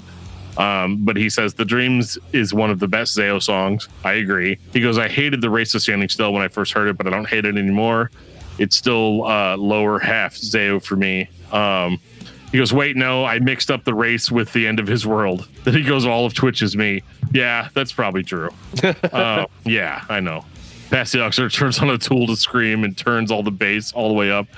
Okay, yeah, we didn't talk about a Tool to Scream, and honestly, like, I feel bad about that.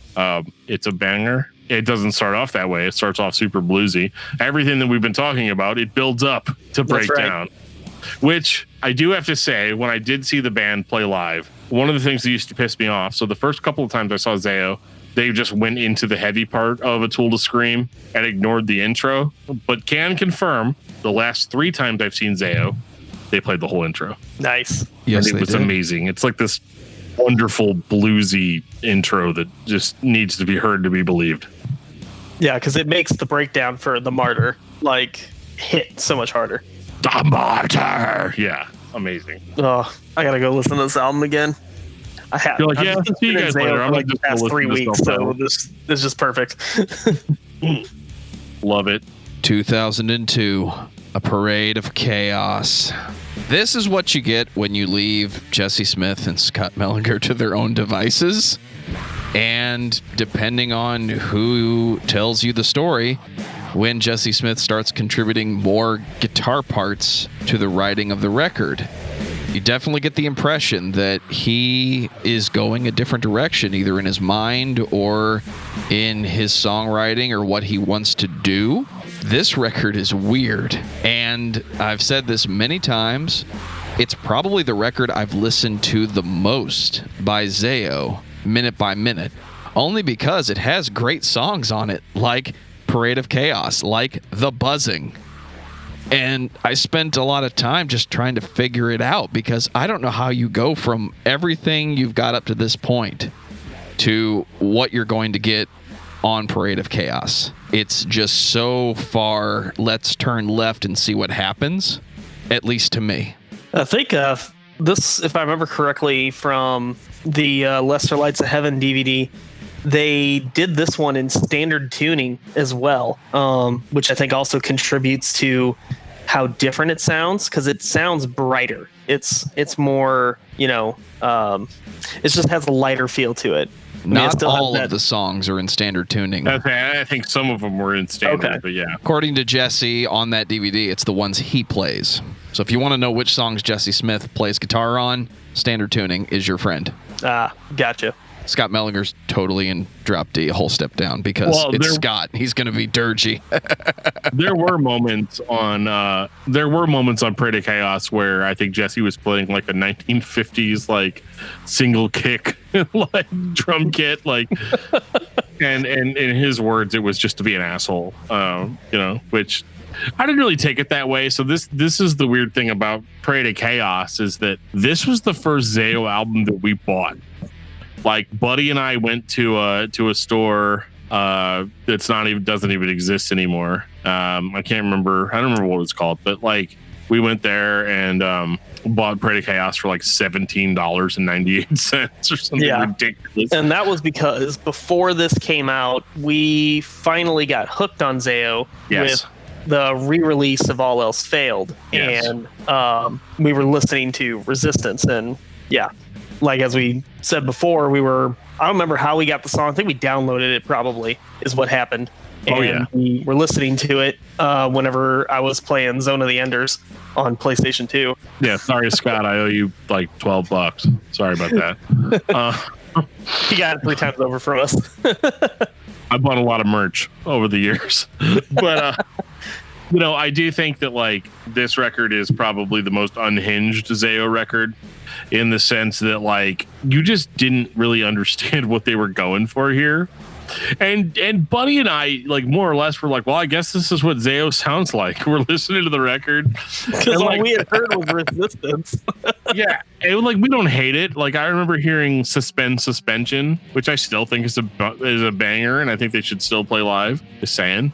But like, I definitely like felt like this record was super, super weird. I hate to use the word unhinged, because if you've listened to our Training for Utopia versus Tantrum of the Muse episode, which, let me put it this way, if you're listening to this on audio, then it's already out. You've heard it.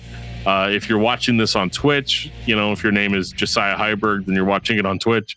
Like, that episode, we use the word unhinged like 400 times. Like, take a drink every time we say unhinged.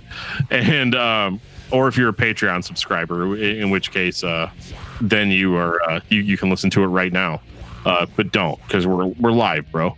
But like, I think that like it is the most unhinged ZAO album, in the sense that it's like, like the guitar tone is wacky, the drumming is wacky, because like up to this point Jesse had been like a very technical, like almost like a robot, drummer. Like, dude, like even if you go all the way back to Splinter Shards, where like honestly, when I think about it, I don't know how his drum set didn't catch on fire when he was playing through Splinter Shards, because oh my God, it wasn't until like Blood and Fire that he started doing the that he started like getting a little bit more groove into his playing, But like, Anyway, this is one of the weirdest like drum performances from Jesse because he's just like straight like Beatles rocking it, you know?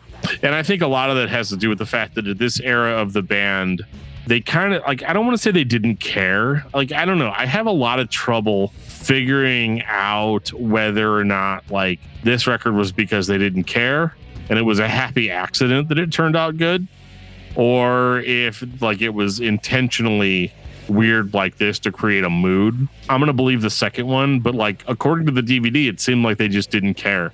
They weren't even sure if Dan was gonna sing on it. Yeah, because he didn't show up until it was time to actually record the vocals.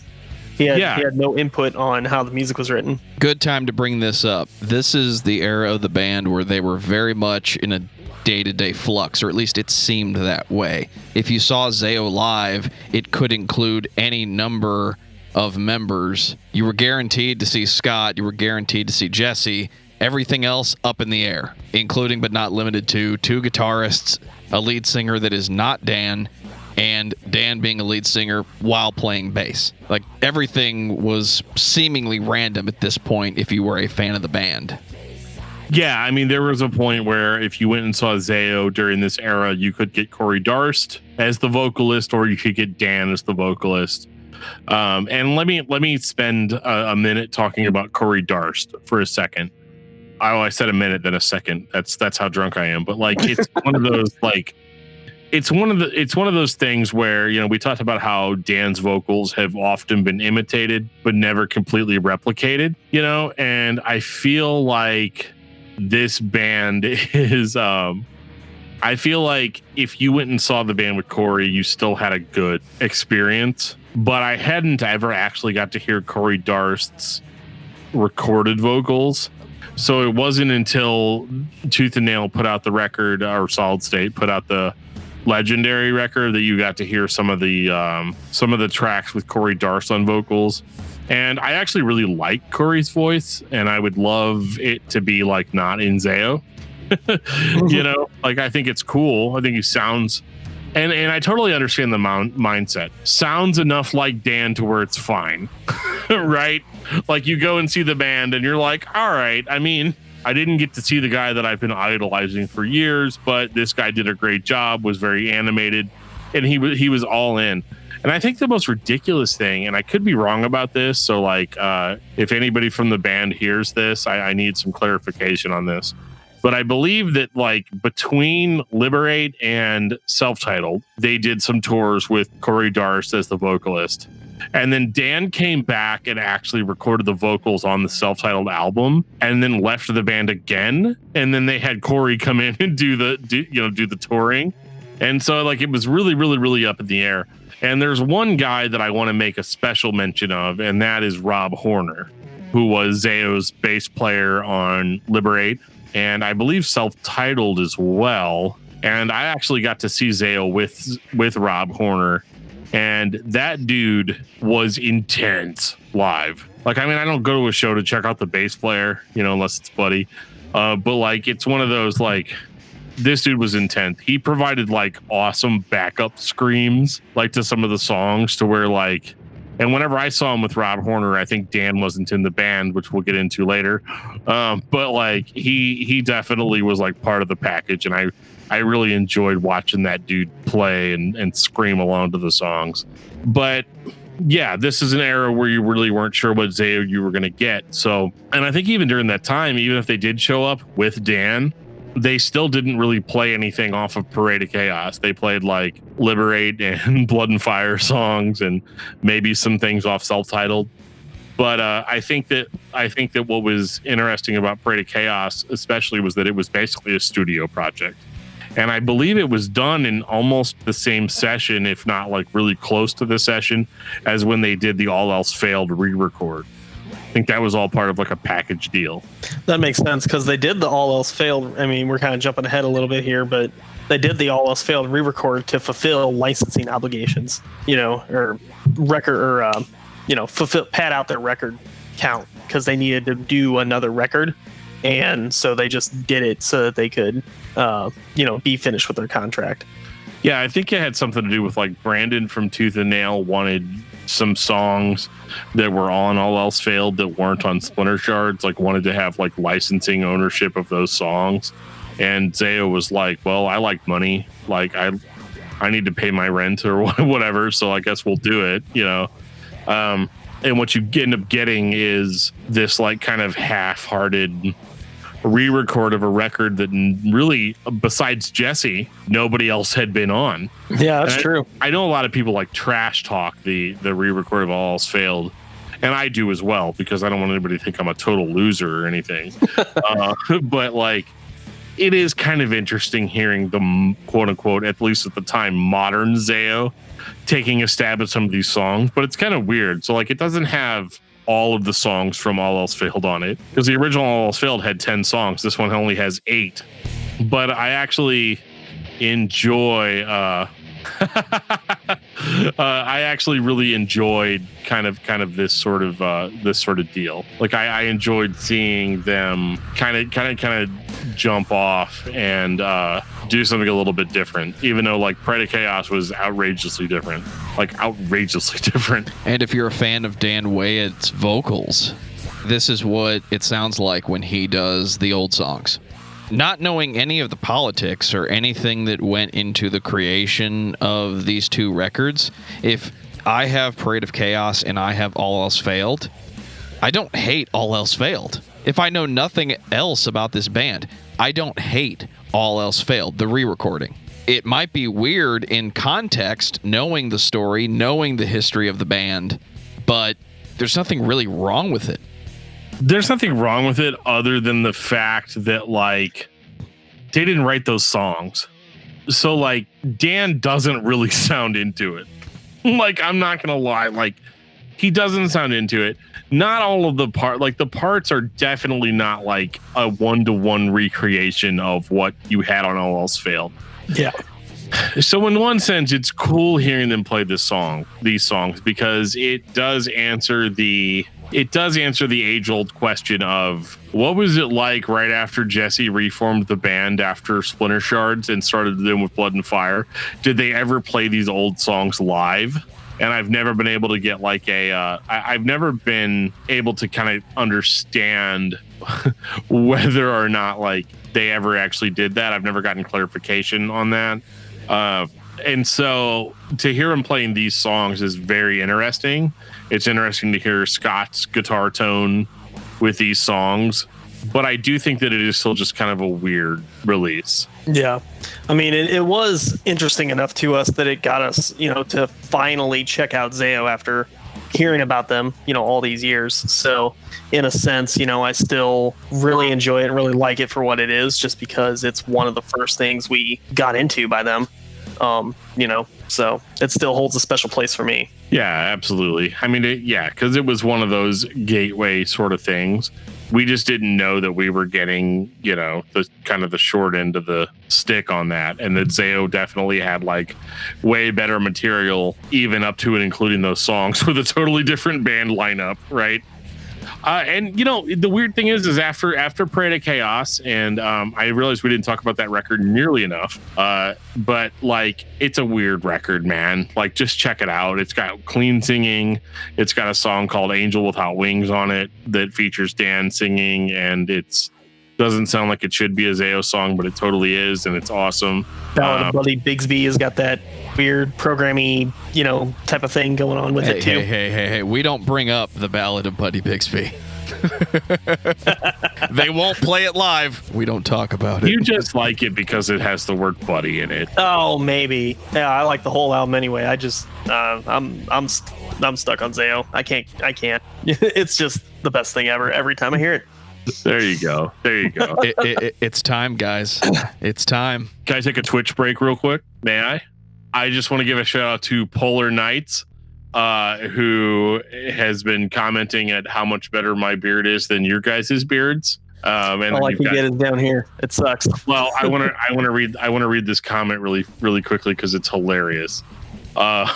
So dude literally just jumps in and says, "Finally, an OCD friendly stream. It is like the perfect evolution of beards."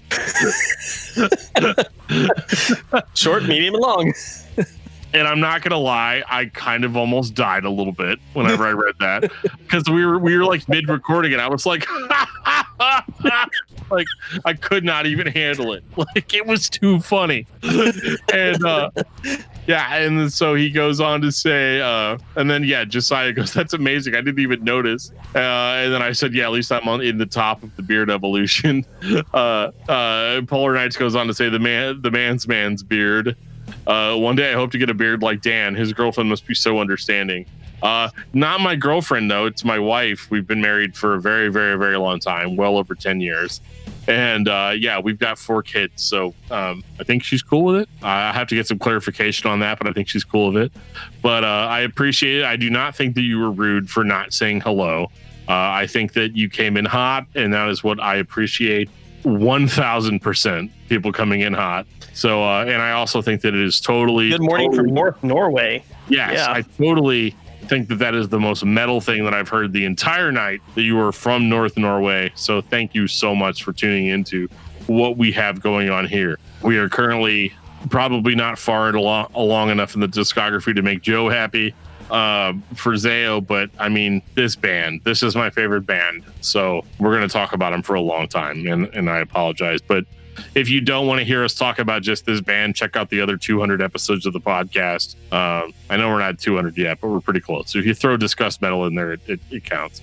Absolutely. Check out the other podcasts. But for now, thanks for joining us. I appreciate you. Really, really do. 2004, I summoned the glory that is Steve Peck. Funeral of God.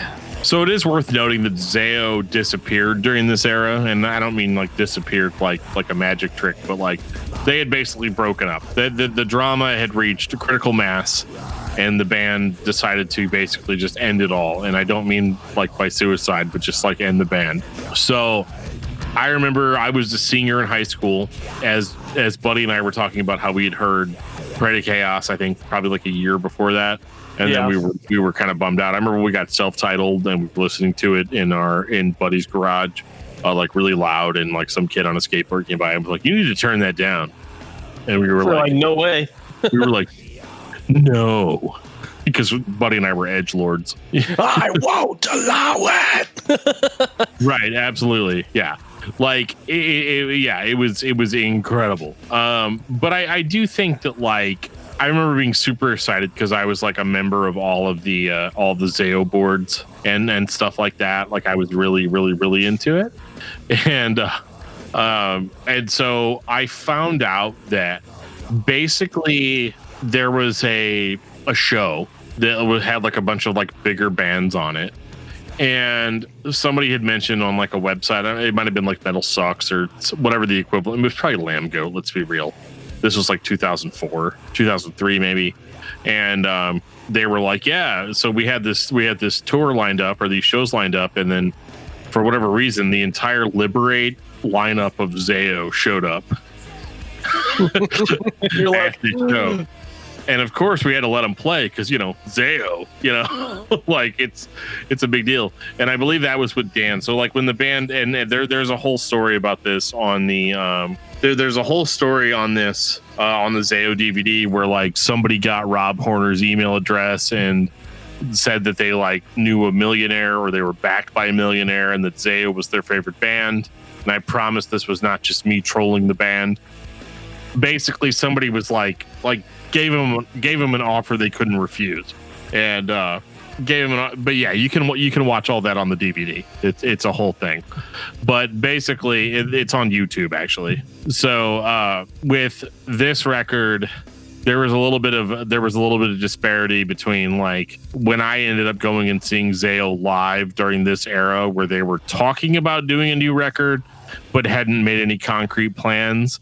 Dan ended up leaving the band again, and they had a vocalist. It was Joshua Ashworth from Society's Finest. Yeah. And so when I saw the band with that lineup here in St. Louis, and they were good. It was a good show. Yeah, it was a good show. I really, really enjoyed it. I like Josh's vocals, and just like everybody else involved, it was kind of like, it's not Dan. I'd prefer it to be Dan, but I mean, this guy's all right. Like, it sounds fine.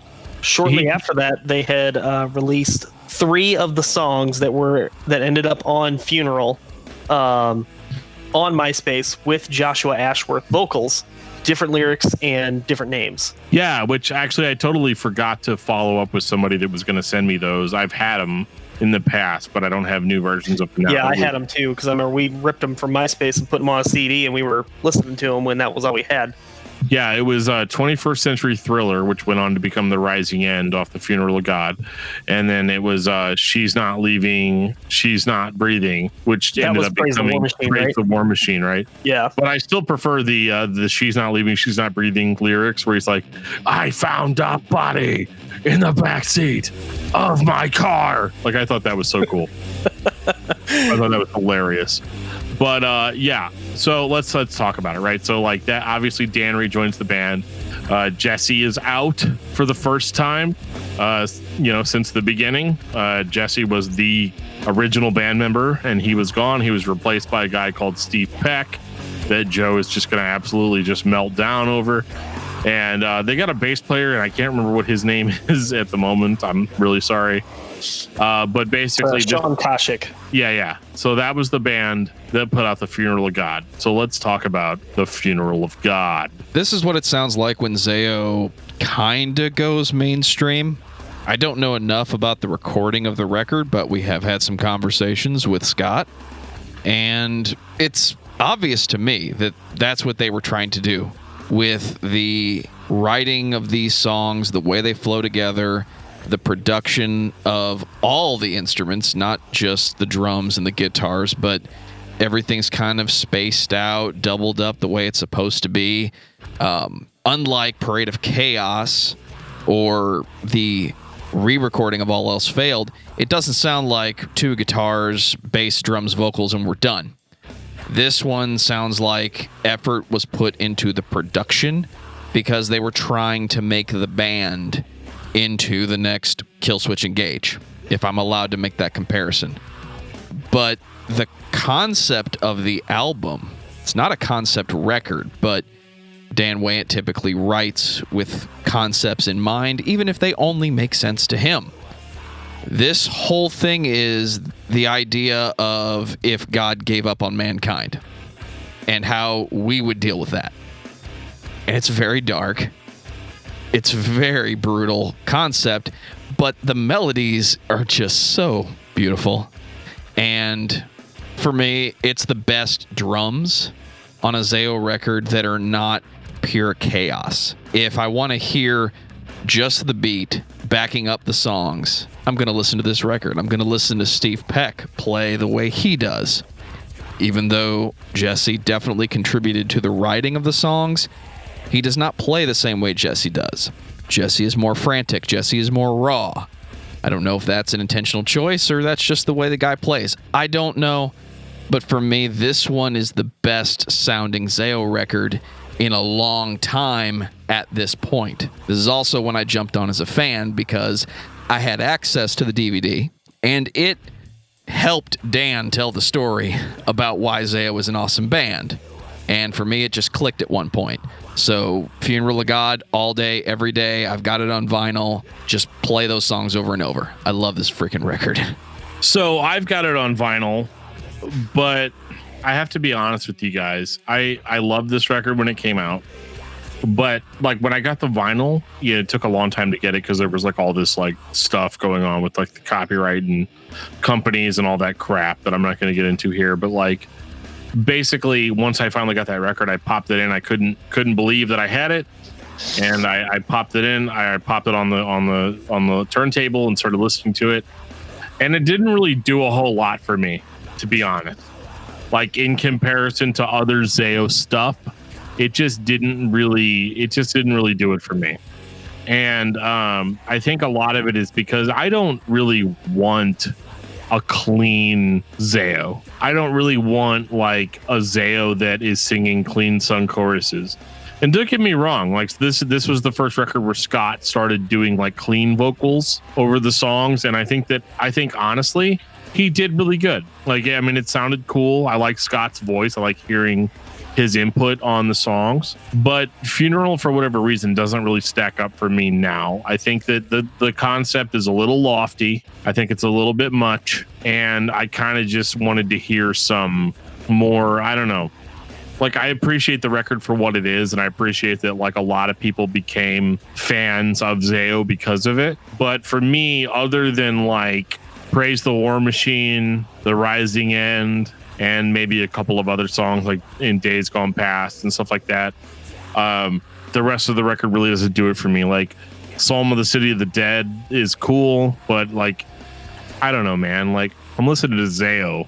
I'm not listening to some prog band. But, you know, it's fine. Like, and, you know, a lot of people out there are going to say that I'm wrong and that it's a banger, and it is. It's fine. It's a good ZAO record. This is one of those examples where I love the band so much that, to me, their worst output is better than your favorite band's best output. Right. You know, because don't get me wrong, I had never seen a ZAO music video before The Funeral of God, and I thought it was incredible. I was like, "Oh my God, there they are! They're on this, they're on the screen doing the They damn actually thing." exist. Yeah, they're doing the thing. I mean, I'd seen them live at that point, but, like, it still was like, "Oh my God," you know, because I actually saw them at Cornerstone live before this record came out, and even talked to Dan for a little while, which was, you know, life changing, obviously. But, you know, it's one of those things. It's fine. It's fine. But yeah, Funeral of God. It's more record. than fine, dude. I'm gonna just step back in for a second on you. It is ZAO, the band that you love, that you've been listening to for years, do their version of a mainstream concept album. No matter how clean it sounds, it's the same band. Because there's no other band that did this type of album with that ZAO level of dissonance. Again, it's the sound of this band to have the guitars work against each other in a very specific way. That in and of itself is not unique to ZAO, but the way they put it together, it's still that band. Yeah, 100%. I mean, it is still that. But I don't know. I'm being a naysayer because that's what I do. And for whatever reason, when I listened to this record more recently, it hasn't done as much for me as it could have. So, you know, it's all good. I mean, there's definitely, for me, I pick songs off of this one as opposed to just listening to it all the way through. There's definitely favorites I have on this one. I don't usually listen to Funeral of God all the way through anymore. Yeah, I stop before all the floofy stuff starts. If that makes sense. You're not going to talk about the all melodic ending of this album? Yeah, I'm really not, man. I don't listen to ZAO to feel good. Like, I'm just being real. I really like it because I just, you know, I mean, it's ZAO. I like it, so I have no objective opinion here. It's the only non-instrumental ZAO song of the modern era that does not feature Dan Wyatt in some shape or form. That's the real travesty in Dan's eyes. Dan, you all right there? All right, I'm doing the damn thing. Sorry. I was like, I don't know what's going on. You're just like dumbfounded, like, I can become famous. I want to become famous. You guys mean I'm not already famous? 2006. The fear is what keeps us here. It's definitely what keeps me here. So on the original ZAO episode, I mentioned that this record was inferior sound quality. Well, I definitely got, smacked around on that because apparently if I had this record on vinyl, it would sound amazing. I don't know if I 100% believe that. This is definitely the more lo-fi ZAO. So all that crap that I was talking about, the Funeral of God and how it was, super clean or whatever, I feel like the band more or less felt that way too, which is why they put out The Fear, which has some of probably the best ZAO material on it to date. As far as I understand, it was recorded pretty much all analog. Yeah. And was recorded by Steve Albini, which is a huge thing. Absolutely, this record is a barn burner for ZAO. It throws away a lot of the melodic stuff that you found on Funeral of God. It is worth noting, though, that it did absolutely not drop all of it. There is still some of that Funeral of God sound in The Fear, and I don't care what anybody says. For instance, if you listen to It's Hard Not to Shake with a Gun in Your Mouth, that song is 100% like a Funeral of God song. It's got the melodic Scott vocals on it. It's got a verse, a chorus, verse. It is very much in the style of Funeral of God. And but it sounds like it was recorded by Steve Albini, right? Yeah, I don't know. This one is probably my least favorite ZAO record, just because, again, it's of how it sounds. Because poser alert. Yep, maybe. I don't know. Well, I don't. Again, because the only thing I've heard is the CD version, or I guess now, whatever Spotify gives me. It's got that muddy. It feels muddy to me, and the guitar doesn't have that metal on metal scraping sound anymore, because it feels like it just feels muddy. But like, as you said, it's got some of the best songs on there. Because I freaking love Cancer Eater. And it still is a great album. It's just my least favorite, I think. Jeff Gretz makes his debut on this record. Arguably the best drummer ZAO has ever had. Most versatile, has no issues playing any of the old material or writing any of the new material, and whatever he puts down is solid and amazing. This record challenged me the first time I listened to it, and probably the first 10 times I listened to it, because I had to work to like this record. And I still don't really enjoy listening to it. I don't dislike what Steve Albini does when he makes records. I don't dislike his style or his approach to making records. I think he has some very solid points. But I don't think ZAO, the band that we've been listening to now for over 10 years, with multiple iterations, multiple stylistic changes, there are just aspects of that band that do not translate to the Steve Albini style. And I think a lot of the details are missing, mostly because of how the record is put together, not because the songs are inferior or because the band is playing sloppily. They're tight. They do time changes and feel changes and throw in all these over-the-top melodic pieces that clearly show off those core influences that maybe weren't there as much on Funeral of God or Parade of Chaos, but it's just not all there. And I know it's been said that the album on vinyl would let some of those things through. Not enough. I don't think vinyl sounds better than the CD. Scott has told us all that it does, and I look forward to listening to that someday. If they can get it. I mean, the whole funeral debacle has made it almost like apparent that maybe it's not going to happen, which I'm bummed out about it. I want to just pinpoint a couple of really, really, really great songs off of The Fear, and that would be Pudgy Young Blondes with Lobotomy Eyes. I think that is one of the most brutal ZAO songs musically and lyrically that I've ever heard. It's Hard Not to Shake with a Gun in Your Mouth talks about the band's struggle with fans that are like, you guys aren't Christian enough for us. We're not into that. And it's weird because like I said earlier in the episode, they haven't really been a Christian rock band since Blood and Fire, as far as like overt references to religion. The Funeral of God was kind of like that, but not entirely. Like, I don't think that it was like something that was going to make you like try Christianity, like I don't think that it was that record. And The Fear is definitely that way as well. But the song that I think really stands out is the final track. And I think that like it really, really, really, really, it's called A Last Time for Everything. And it is one of the most beautiful ZAO songs ever recorded, even if it does turn into like near static by the end of it, while Dan screaming "The Fear" is what keeps us here. Which is pretty great. Oh my God, it's so good. And apparently they just like kept transferring it from like one tape to another tape to another tape to another tape until it just turned into straight static. And I love that. I actually like the way this record sounds overall. I don't think that Dan's vocals were captured properly on this one. I'm used to just hearing Dan in his full glory, and I feel like his vocal performance was somewhat kind of diminished by this record, but that's just my opinion. So take what you will from it. Are we ready for Awake? Awake? I mean, I was born ready. 2009.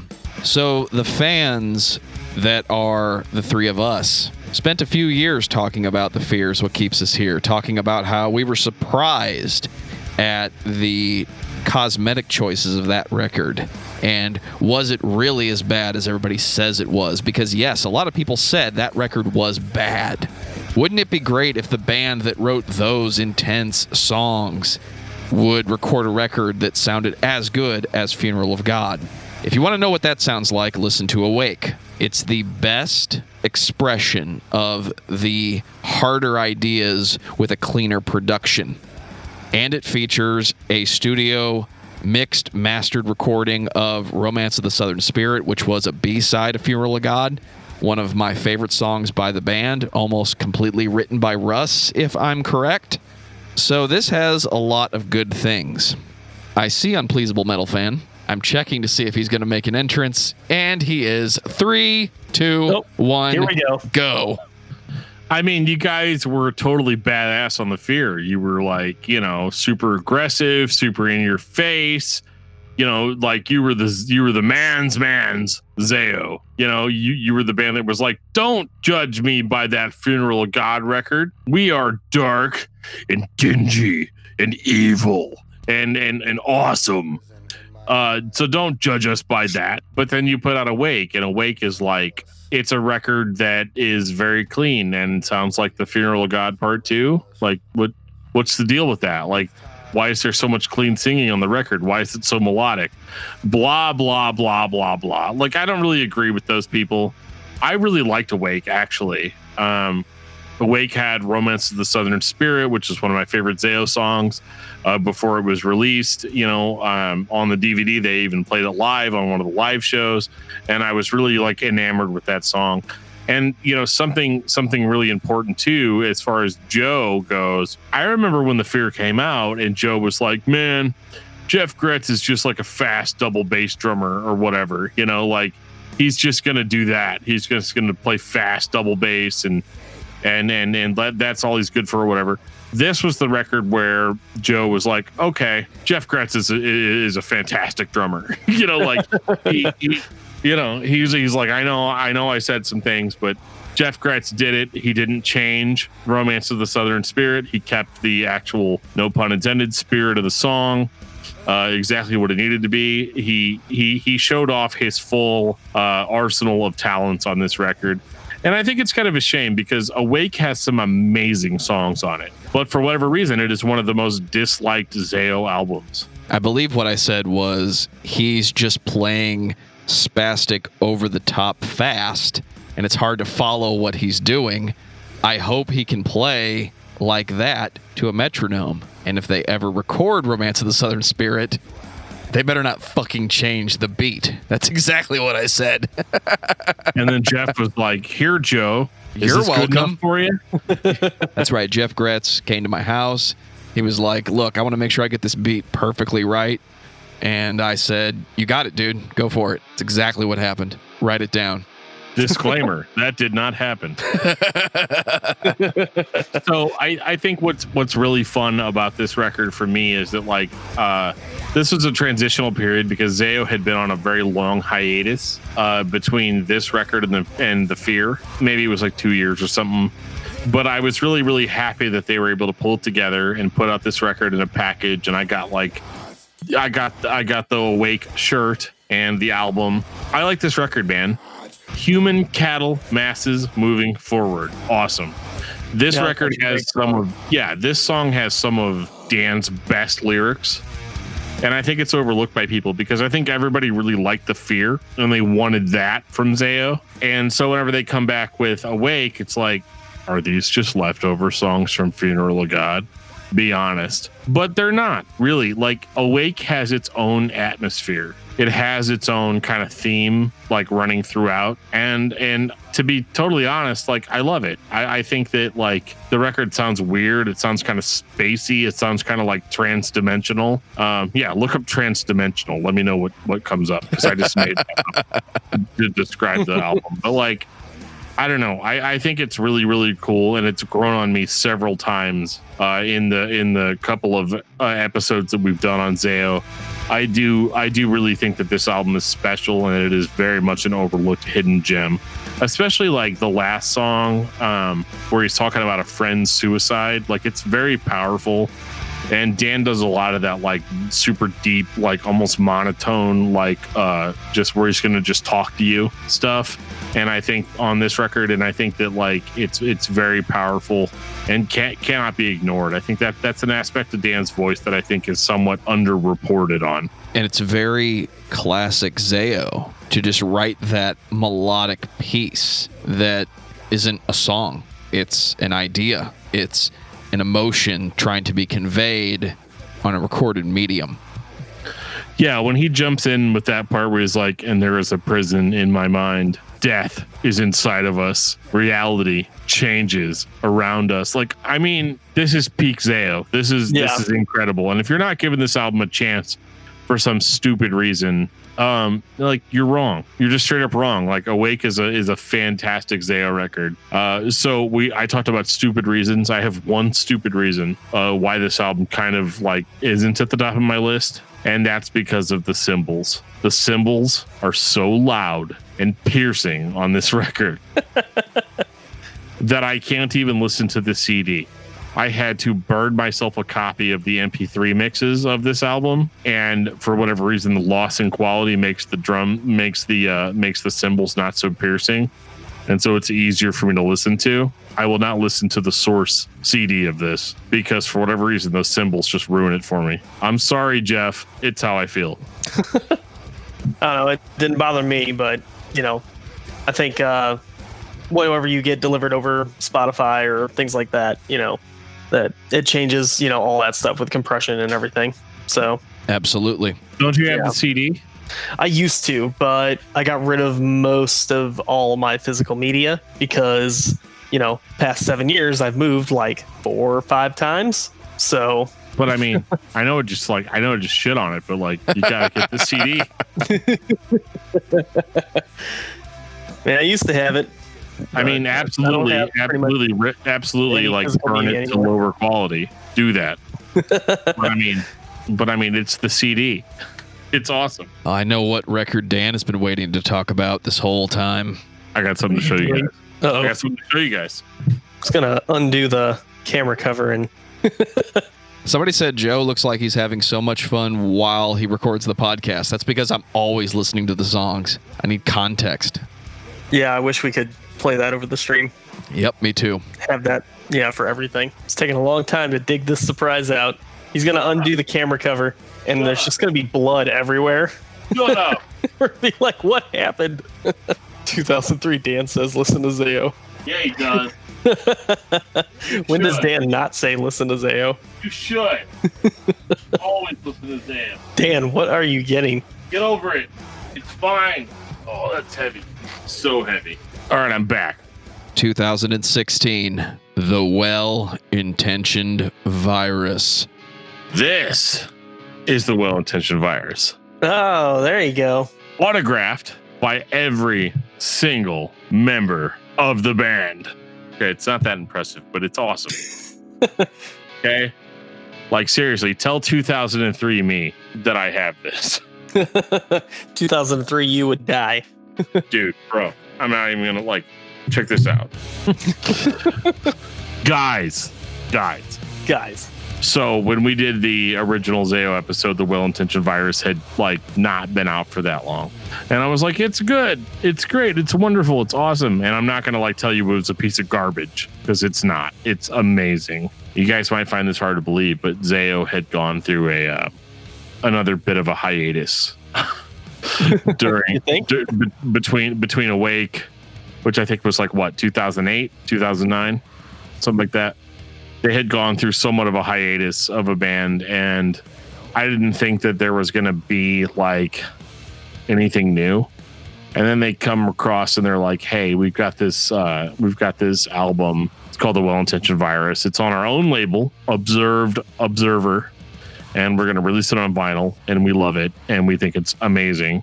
And you know what, guys? I kind of thought the same thing. What did you guys think before I talk for 12 hours? What did you guys think of the Well-Intentioned Virus? Buddy, you go first. Yeah, I think at first it didn't grab me because I felt like it sounded different than the ZAO I'm used to. But upon second, third listen, like through, it really grabbed me, and yeah, it's a really fantastic album. I think if anything for me, it runs together in some spots, but all the songs are fantastic. I was shocked to hear the band that put out Awake, who followed it up with a 2-song EP, Xenophobe and Fear Itself, which I already told Dan he gets 5 minutes at the end of the show to talk about all the EPs and splits and whatever he can get in those 5 minutes. All 5 minutes. He gets to talk about those EPs. That was the more shocking thing to me. It was the band basically doing what they did on The Fear's What Keeps Us Here. But not exactly that. There are multiple points on the Awake album where you hear the new ZAO. They're not fully realized, but they are here. The Well-Intentioned Virus, to me, is truly a new era of the band. Whatever is going on in that camp of 5 dudes, this sounds like the onslaught of dirge that everyone expects when they hear ZAO. I asked myself, is the Well-Intentioned Virus a good album if you take out everything that has occurred before it? And the answer was yes. If this was the first album I heard by ZAO, it would be unique in my eyes. I know there are influences there. I know there's Neurosis in there. I know there's Carcass in there. But this doesn't sound like anything else. So I have this record compartmentalized in my mind as this is a different era of the band. I don't think of this ZAO as the same ZAO that put out Blood and Fire or Self-Titled or Funeral of God. So I get the privilege of listening to the band that I want to listen to on that particular day. And I think the Well-Intentioned Virus is an onslaught of dirge. I love listening to it. Dan, it's all you, man. Go for it. He's still showing off his vinyls. Gentlemen, the Well-Intentioned Virus is the accumulation of everything that this band has gone through up to this point. Like, do you feel me on that? Like, this is a band that has been around forever, that is not resting on their laurels. They are not making like musical decisions based on their past success. The Well-Intentioned Virus sounds unlike any other ZAO album that we've heard before. And I actually had a coworker recently like, hey, you're talking about ZAO a lot. Like, what's up with that? And I was like, you got to listen to the Well-Intentioned Virus. And I actually even was like, okay, I know that you need to be in a certain mindset, but like this band is not like every time you listen to a ZAO record, you're never going to hear the same record again. And the Well-Intentioned Virus is actually a step forward. Let me ask you guys, do you feel like there's any song in the ZAO discography that's more of a banger than Xenophobe? Because I'd like to hear it. Like, go ahead. Let's hear it. More of a banger? Unfair. More of a banger. Because no era of the band is the same. I mean, I agree, but are they more of a banger than Xenophobe? I don't know. I still really like me some 5-Year Winter. I mean, that's fine, but you're wrong. Because Xenophobe, and I'll even throw it out there, the Well-Intentioned Virus, the title track, is one of the heaviest, most uncompromising ZAO songs I've ever heard in my life. It just is. When they play this live, I go crazy. Like, I lose my mind. And by lose my mind, I mean I stand in the back with my arms crossed. Your toes start tapping. My toes tap. They don't tap to every song, but they tap to the Well-Intentioned Virus and to Xenophobe and to Apocalypse this is their magnum opus, man. Like there's literally no other way to describe it. This record is the pinnacle of what ZAO has been building up to. And I've had a few years with this record. If I haven't been obvious enough, I have the record. The record. I've had it signed by all the band members. I've annoyed them after the show. I'm like, hey, Russ, can you sign this record for me? And he's like, yeah, Dan, but let me roll up these cables. And I'm like, no. You're not going to roll up those cables. You're going to sign my record. And he's like, I mean, okay, cool, but do you have a Sharpie? I was like, yeah, I have a Sharpie because I stole it from Travis Turner, who I totally said I'd give it back to, but I'm not going to. Okay, that's what's going to happen. This record is absolutely a sonic journey through the mind of craziness. And I think really one of the best tracks on it is the final track, I Leave You in Peace, because it is Dan kind of talking about like Christianity and his relationship with the church and all of those things where he's like, look, I'm not really about this kind of stuff anymore, but I guess I understand why you are. So like, I leave you in peace. Like, I don't want to have anything to do with it really, but like, I'm just going to go do my own thing over here. And I hope that like, that's what you guys also want to do. And that's really all that it is. And I don't know, man, this record like really gives me a peaceful feeling when I get to the end of it. And I feel really good about it. And it is everything that I wanted from the band after waiting for such a long time. Because like, I'm not going to lie to you guys. So like, I had kind of some issues back in like 2015 before this record came out. I was in the hospital under suicide watch and all of that stuff. And I remember talking to a psychologist after I got out of the hospital, and she was like, well, what are some things that you're looking forward to? And as stupid as this sounds, I was like, yeah, well, I mean, my favorite band just got back together and they're going to put out this record and I'm really excited about it. And I don't want to end it all before I hear that. And it's not putting my own like personal bullshit in front of like ZAO. Like, it's not their fault or anything like that. But like, I was at a very low point in my life, and this record absolutely helped me like get back to like standard operation for me, you know? And so it's very important to me in that sense. Like I don't want to, like, I'm not going to make some stupid claim like it's the only reason I'm still alive or anything like that, because it's not, you know. Like, I realize the value in living and being there for my family and my kids. Like, I realize all that, like, for myself. But this record definitely didn't hurt things. You know, it definitely made me feel good about everything that we have going on, and for that I applaud the band like 1000%. Like, you know, because it's like there's not a lot of things that I can count on in life, but I can count on the fact that my favorite band is still doing the damn thing, and I love them for that, and I hope that they continue to do that thing. And no, I'm not saying like I'm gonna like kill myself if they don't. Like, I'm not saying that. But it was a very important record to me, and it definitely came out at a time that was very important to me. Dan, are you ready to talk about EPs? So top that. All right, Dan, EP time. You have 5 minutes to talk about every EP, every split, everything that does not fall into the main discography. And just to prove I'm serious, I'm going to give you 5 minutes and 5 seconds. When you hear the rooster crow, that's the end of it. Go! Okay, so I don't have all my 7 inches in front of me, you know? I mean, you know, bro, I always have 7 inches in front of me, if you know what I'm talking about.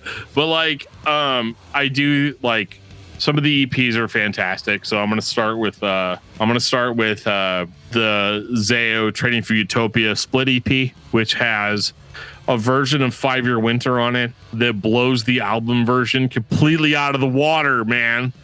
It's got Ryan Clark from Training for Utopia and Demon Hunter on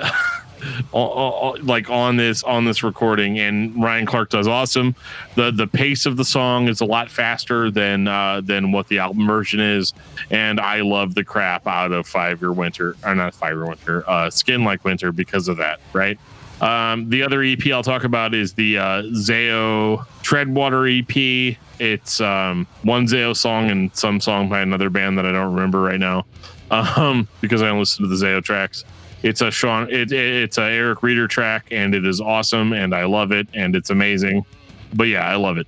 Anyway, that's a good one. And then there's also the Pyrrhic Victory EP, which came out right after the Well-Intentioned Virus, and I've got that somewhere here. So these songs were,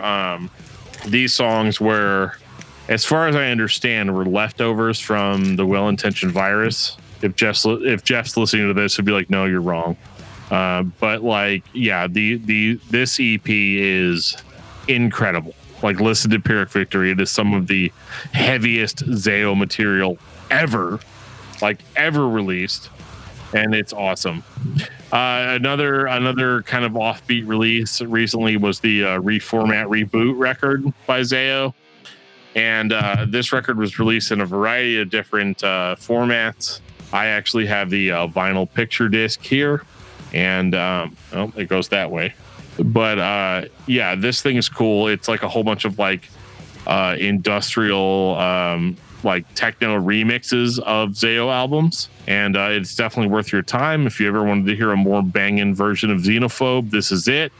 This is absolutely it. I love this remix album, and I think it's really cool. I didn't ask for a ZAO remix album. I didn't even know it was something that I wanted, but apparently it was, because I listened to the crap out of this thing. I love it. And yes, the band famously put this record on a Nintendo cartridge, but in true me fashion, I don't have that type of Nintendo. So the Nintendo that I have won't actually play it. And I didn't get the cartridge because I suck. So I got the picture disc. So y'all are just gonna have to deal with it. Okay. I don't care if anybody else has the cartridge. I don't care. I'm happy with my picture disc. The end. Game over. They also put out a split 7-inch with a band called Yashira, which is really, really, really, really good. And I really enjoy that one quite a bit. It's only one song. And then I also have the Decoding Transmissions from the Mobius Strip, which is a two-song kind of EP sort of thing from ZAO. And it has a song called I Saw the Devil on it, and it is incredible. Because like I remember talking to Buddy not that recently. No, it was recently. And I was like, you know what I love? I love bands that are consistent. And so I like bands that, kind of keep a common theme. A lot of bands change. A lot of bands do different things over time. But the thing about ZAO is they always kind of remain the same. So whenever he starts that song with, I saw the devil in the woods when I was a child. Like I was like, yep, it's peak ZAO. I cannot wait for this band to put out another album. I am sitting in anticipation. I love ZAO. You love ZAO. If you don't, you're wrong. The end. There we go. I had 10 seconds left on the clock. Did you sneak in your final thought there at the end? Nope. Final thoughts on ZAO. Buddy. I mean, what else is there to say? We've talked about it for 3 hours now. ZAO is freaking fantastic. And pretty much, if I can't pick what I want, I just am going to put the entire band on shuffle, and there's nothing to skip. Maybe 15 Rima. I might skip that one. But otherwise, pick an album and you're gonna enjoy it. I don't think there's any way to go wrong in their entire discography. I don't think everybody is going to like everything in the discography, but I don't think there is a metal fan that will listen to the discography and find something that is just absurdly bad. You might ask questions if you're not familiar with the story of the band, or why did this record on the discography sound this way? But that's okay, because that's why we have the entire discography to listen to.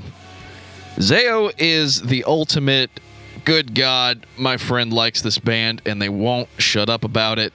So whether or not I truly like ZAO, I no longer know the answer to, because my love for this band and my joy when I go and see them live is heavily influenced by my good friend Dan. Dan is like my best friend. Dan is like my brother. Dan was the best man at my wedding. He threatened people on that day. It was beautiful. So if you have a friend who has ever loved a band so much that they just will not let it go, even long after you gave in and listened to it, and even after you spent more time than you ever would listening to any band to try and get it, ZAO is the band that I got. I don't put up with ZAO. I like ZAO. And I put a lot of time into finding what I loved about ZAO because the people around me told me it was a good band and I should be listening to that band. So if you are not listening to that band, today I am your friend. I am that guy. I am telling you, you need to listen to ZAO. And now, Discuss Metal Dan will give you his current, because it would never be final, symposium on ZAO. Final thoughts, Discuss Metal Dan. Greatest band in the entire world. Is that all you got? I mean, is there anything else to say? I mean, I've ate up 3.5 hours of your time tonight because I'm trying to push a message on you guys.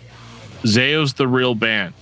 If you're not sure about how you feel about metalcore, I get it, man. There's a lot of really bad metalcore out there. ZAO is not that band. ZAO is the band that will change your life if you give them the chance to do so. If you're a fan of more mainstream metalcore music that has choruses and all that, ZAO's that band for you. If you're a religious person and you only like Christian metal bands, ZAO is still also that band for you.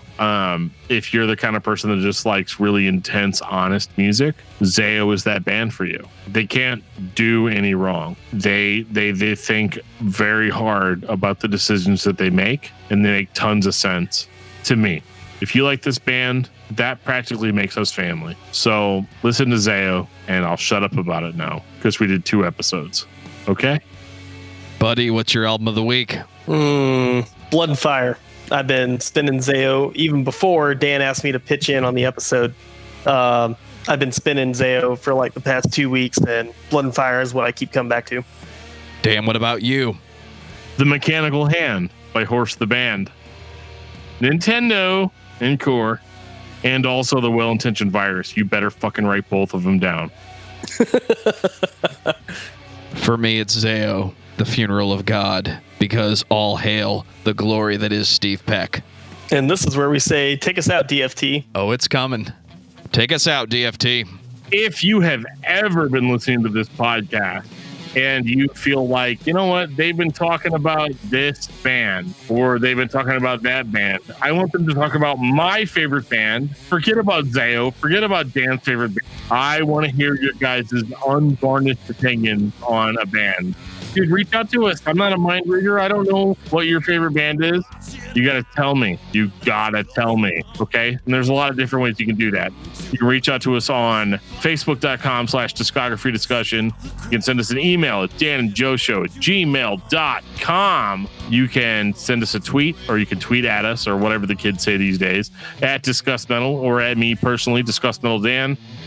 You can join our Discography Discussion official group, which is on Facebook. You can also join our Discord server. There'll be a link in the show notes that'll take you to our Discord server. There's all kinds of ways that you can reach out to us. So please do so. We appreciate you. We love you. Thank you so much. If you want to represent Discography Discussion on the street, you can check out our merch store at teespring.com. We have a link in the show notes that'll take you to a variety of Discography Discussion related items that you can buy. Seriously, buy that hoodie. It's getting cold outside. I have it discounted to where I'm not even making any money off of it. Buy the hoodie. I'm going to buy the hoodie. You should buy the hoodie. Discography Discussion. Check it out. discussmetal.com.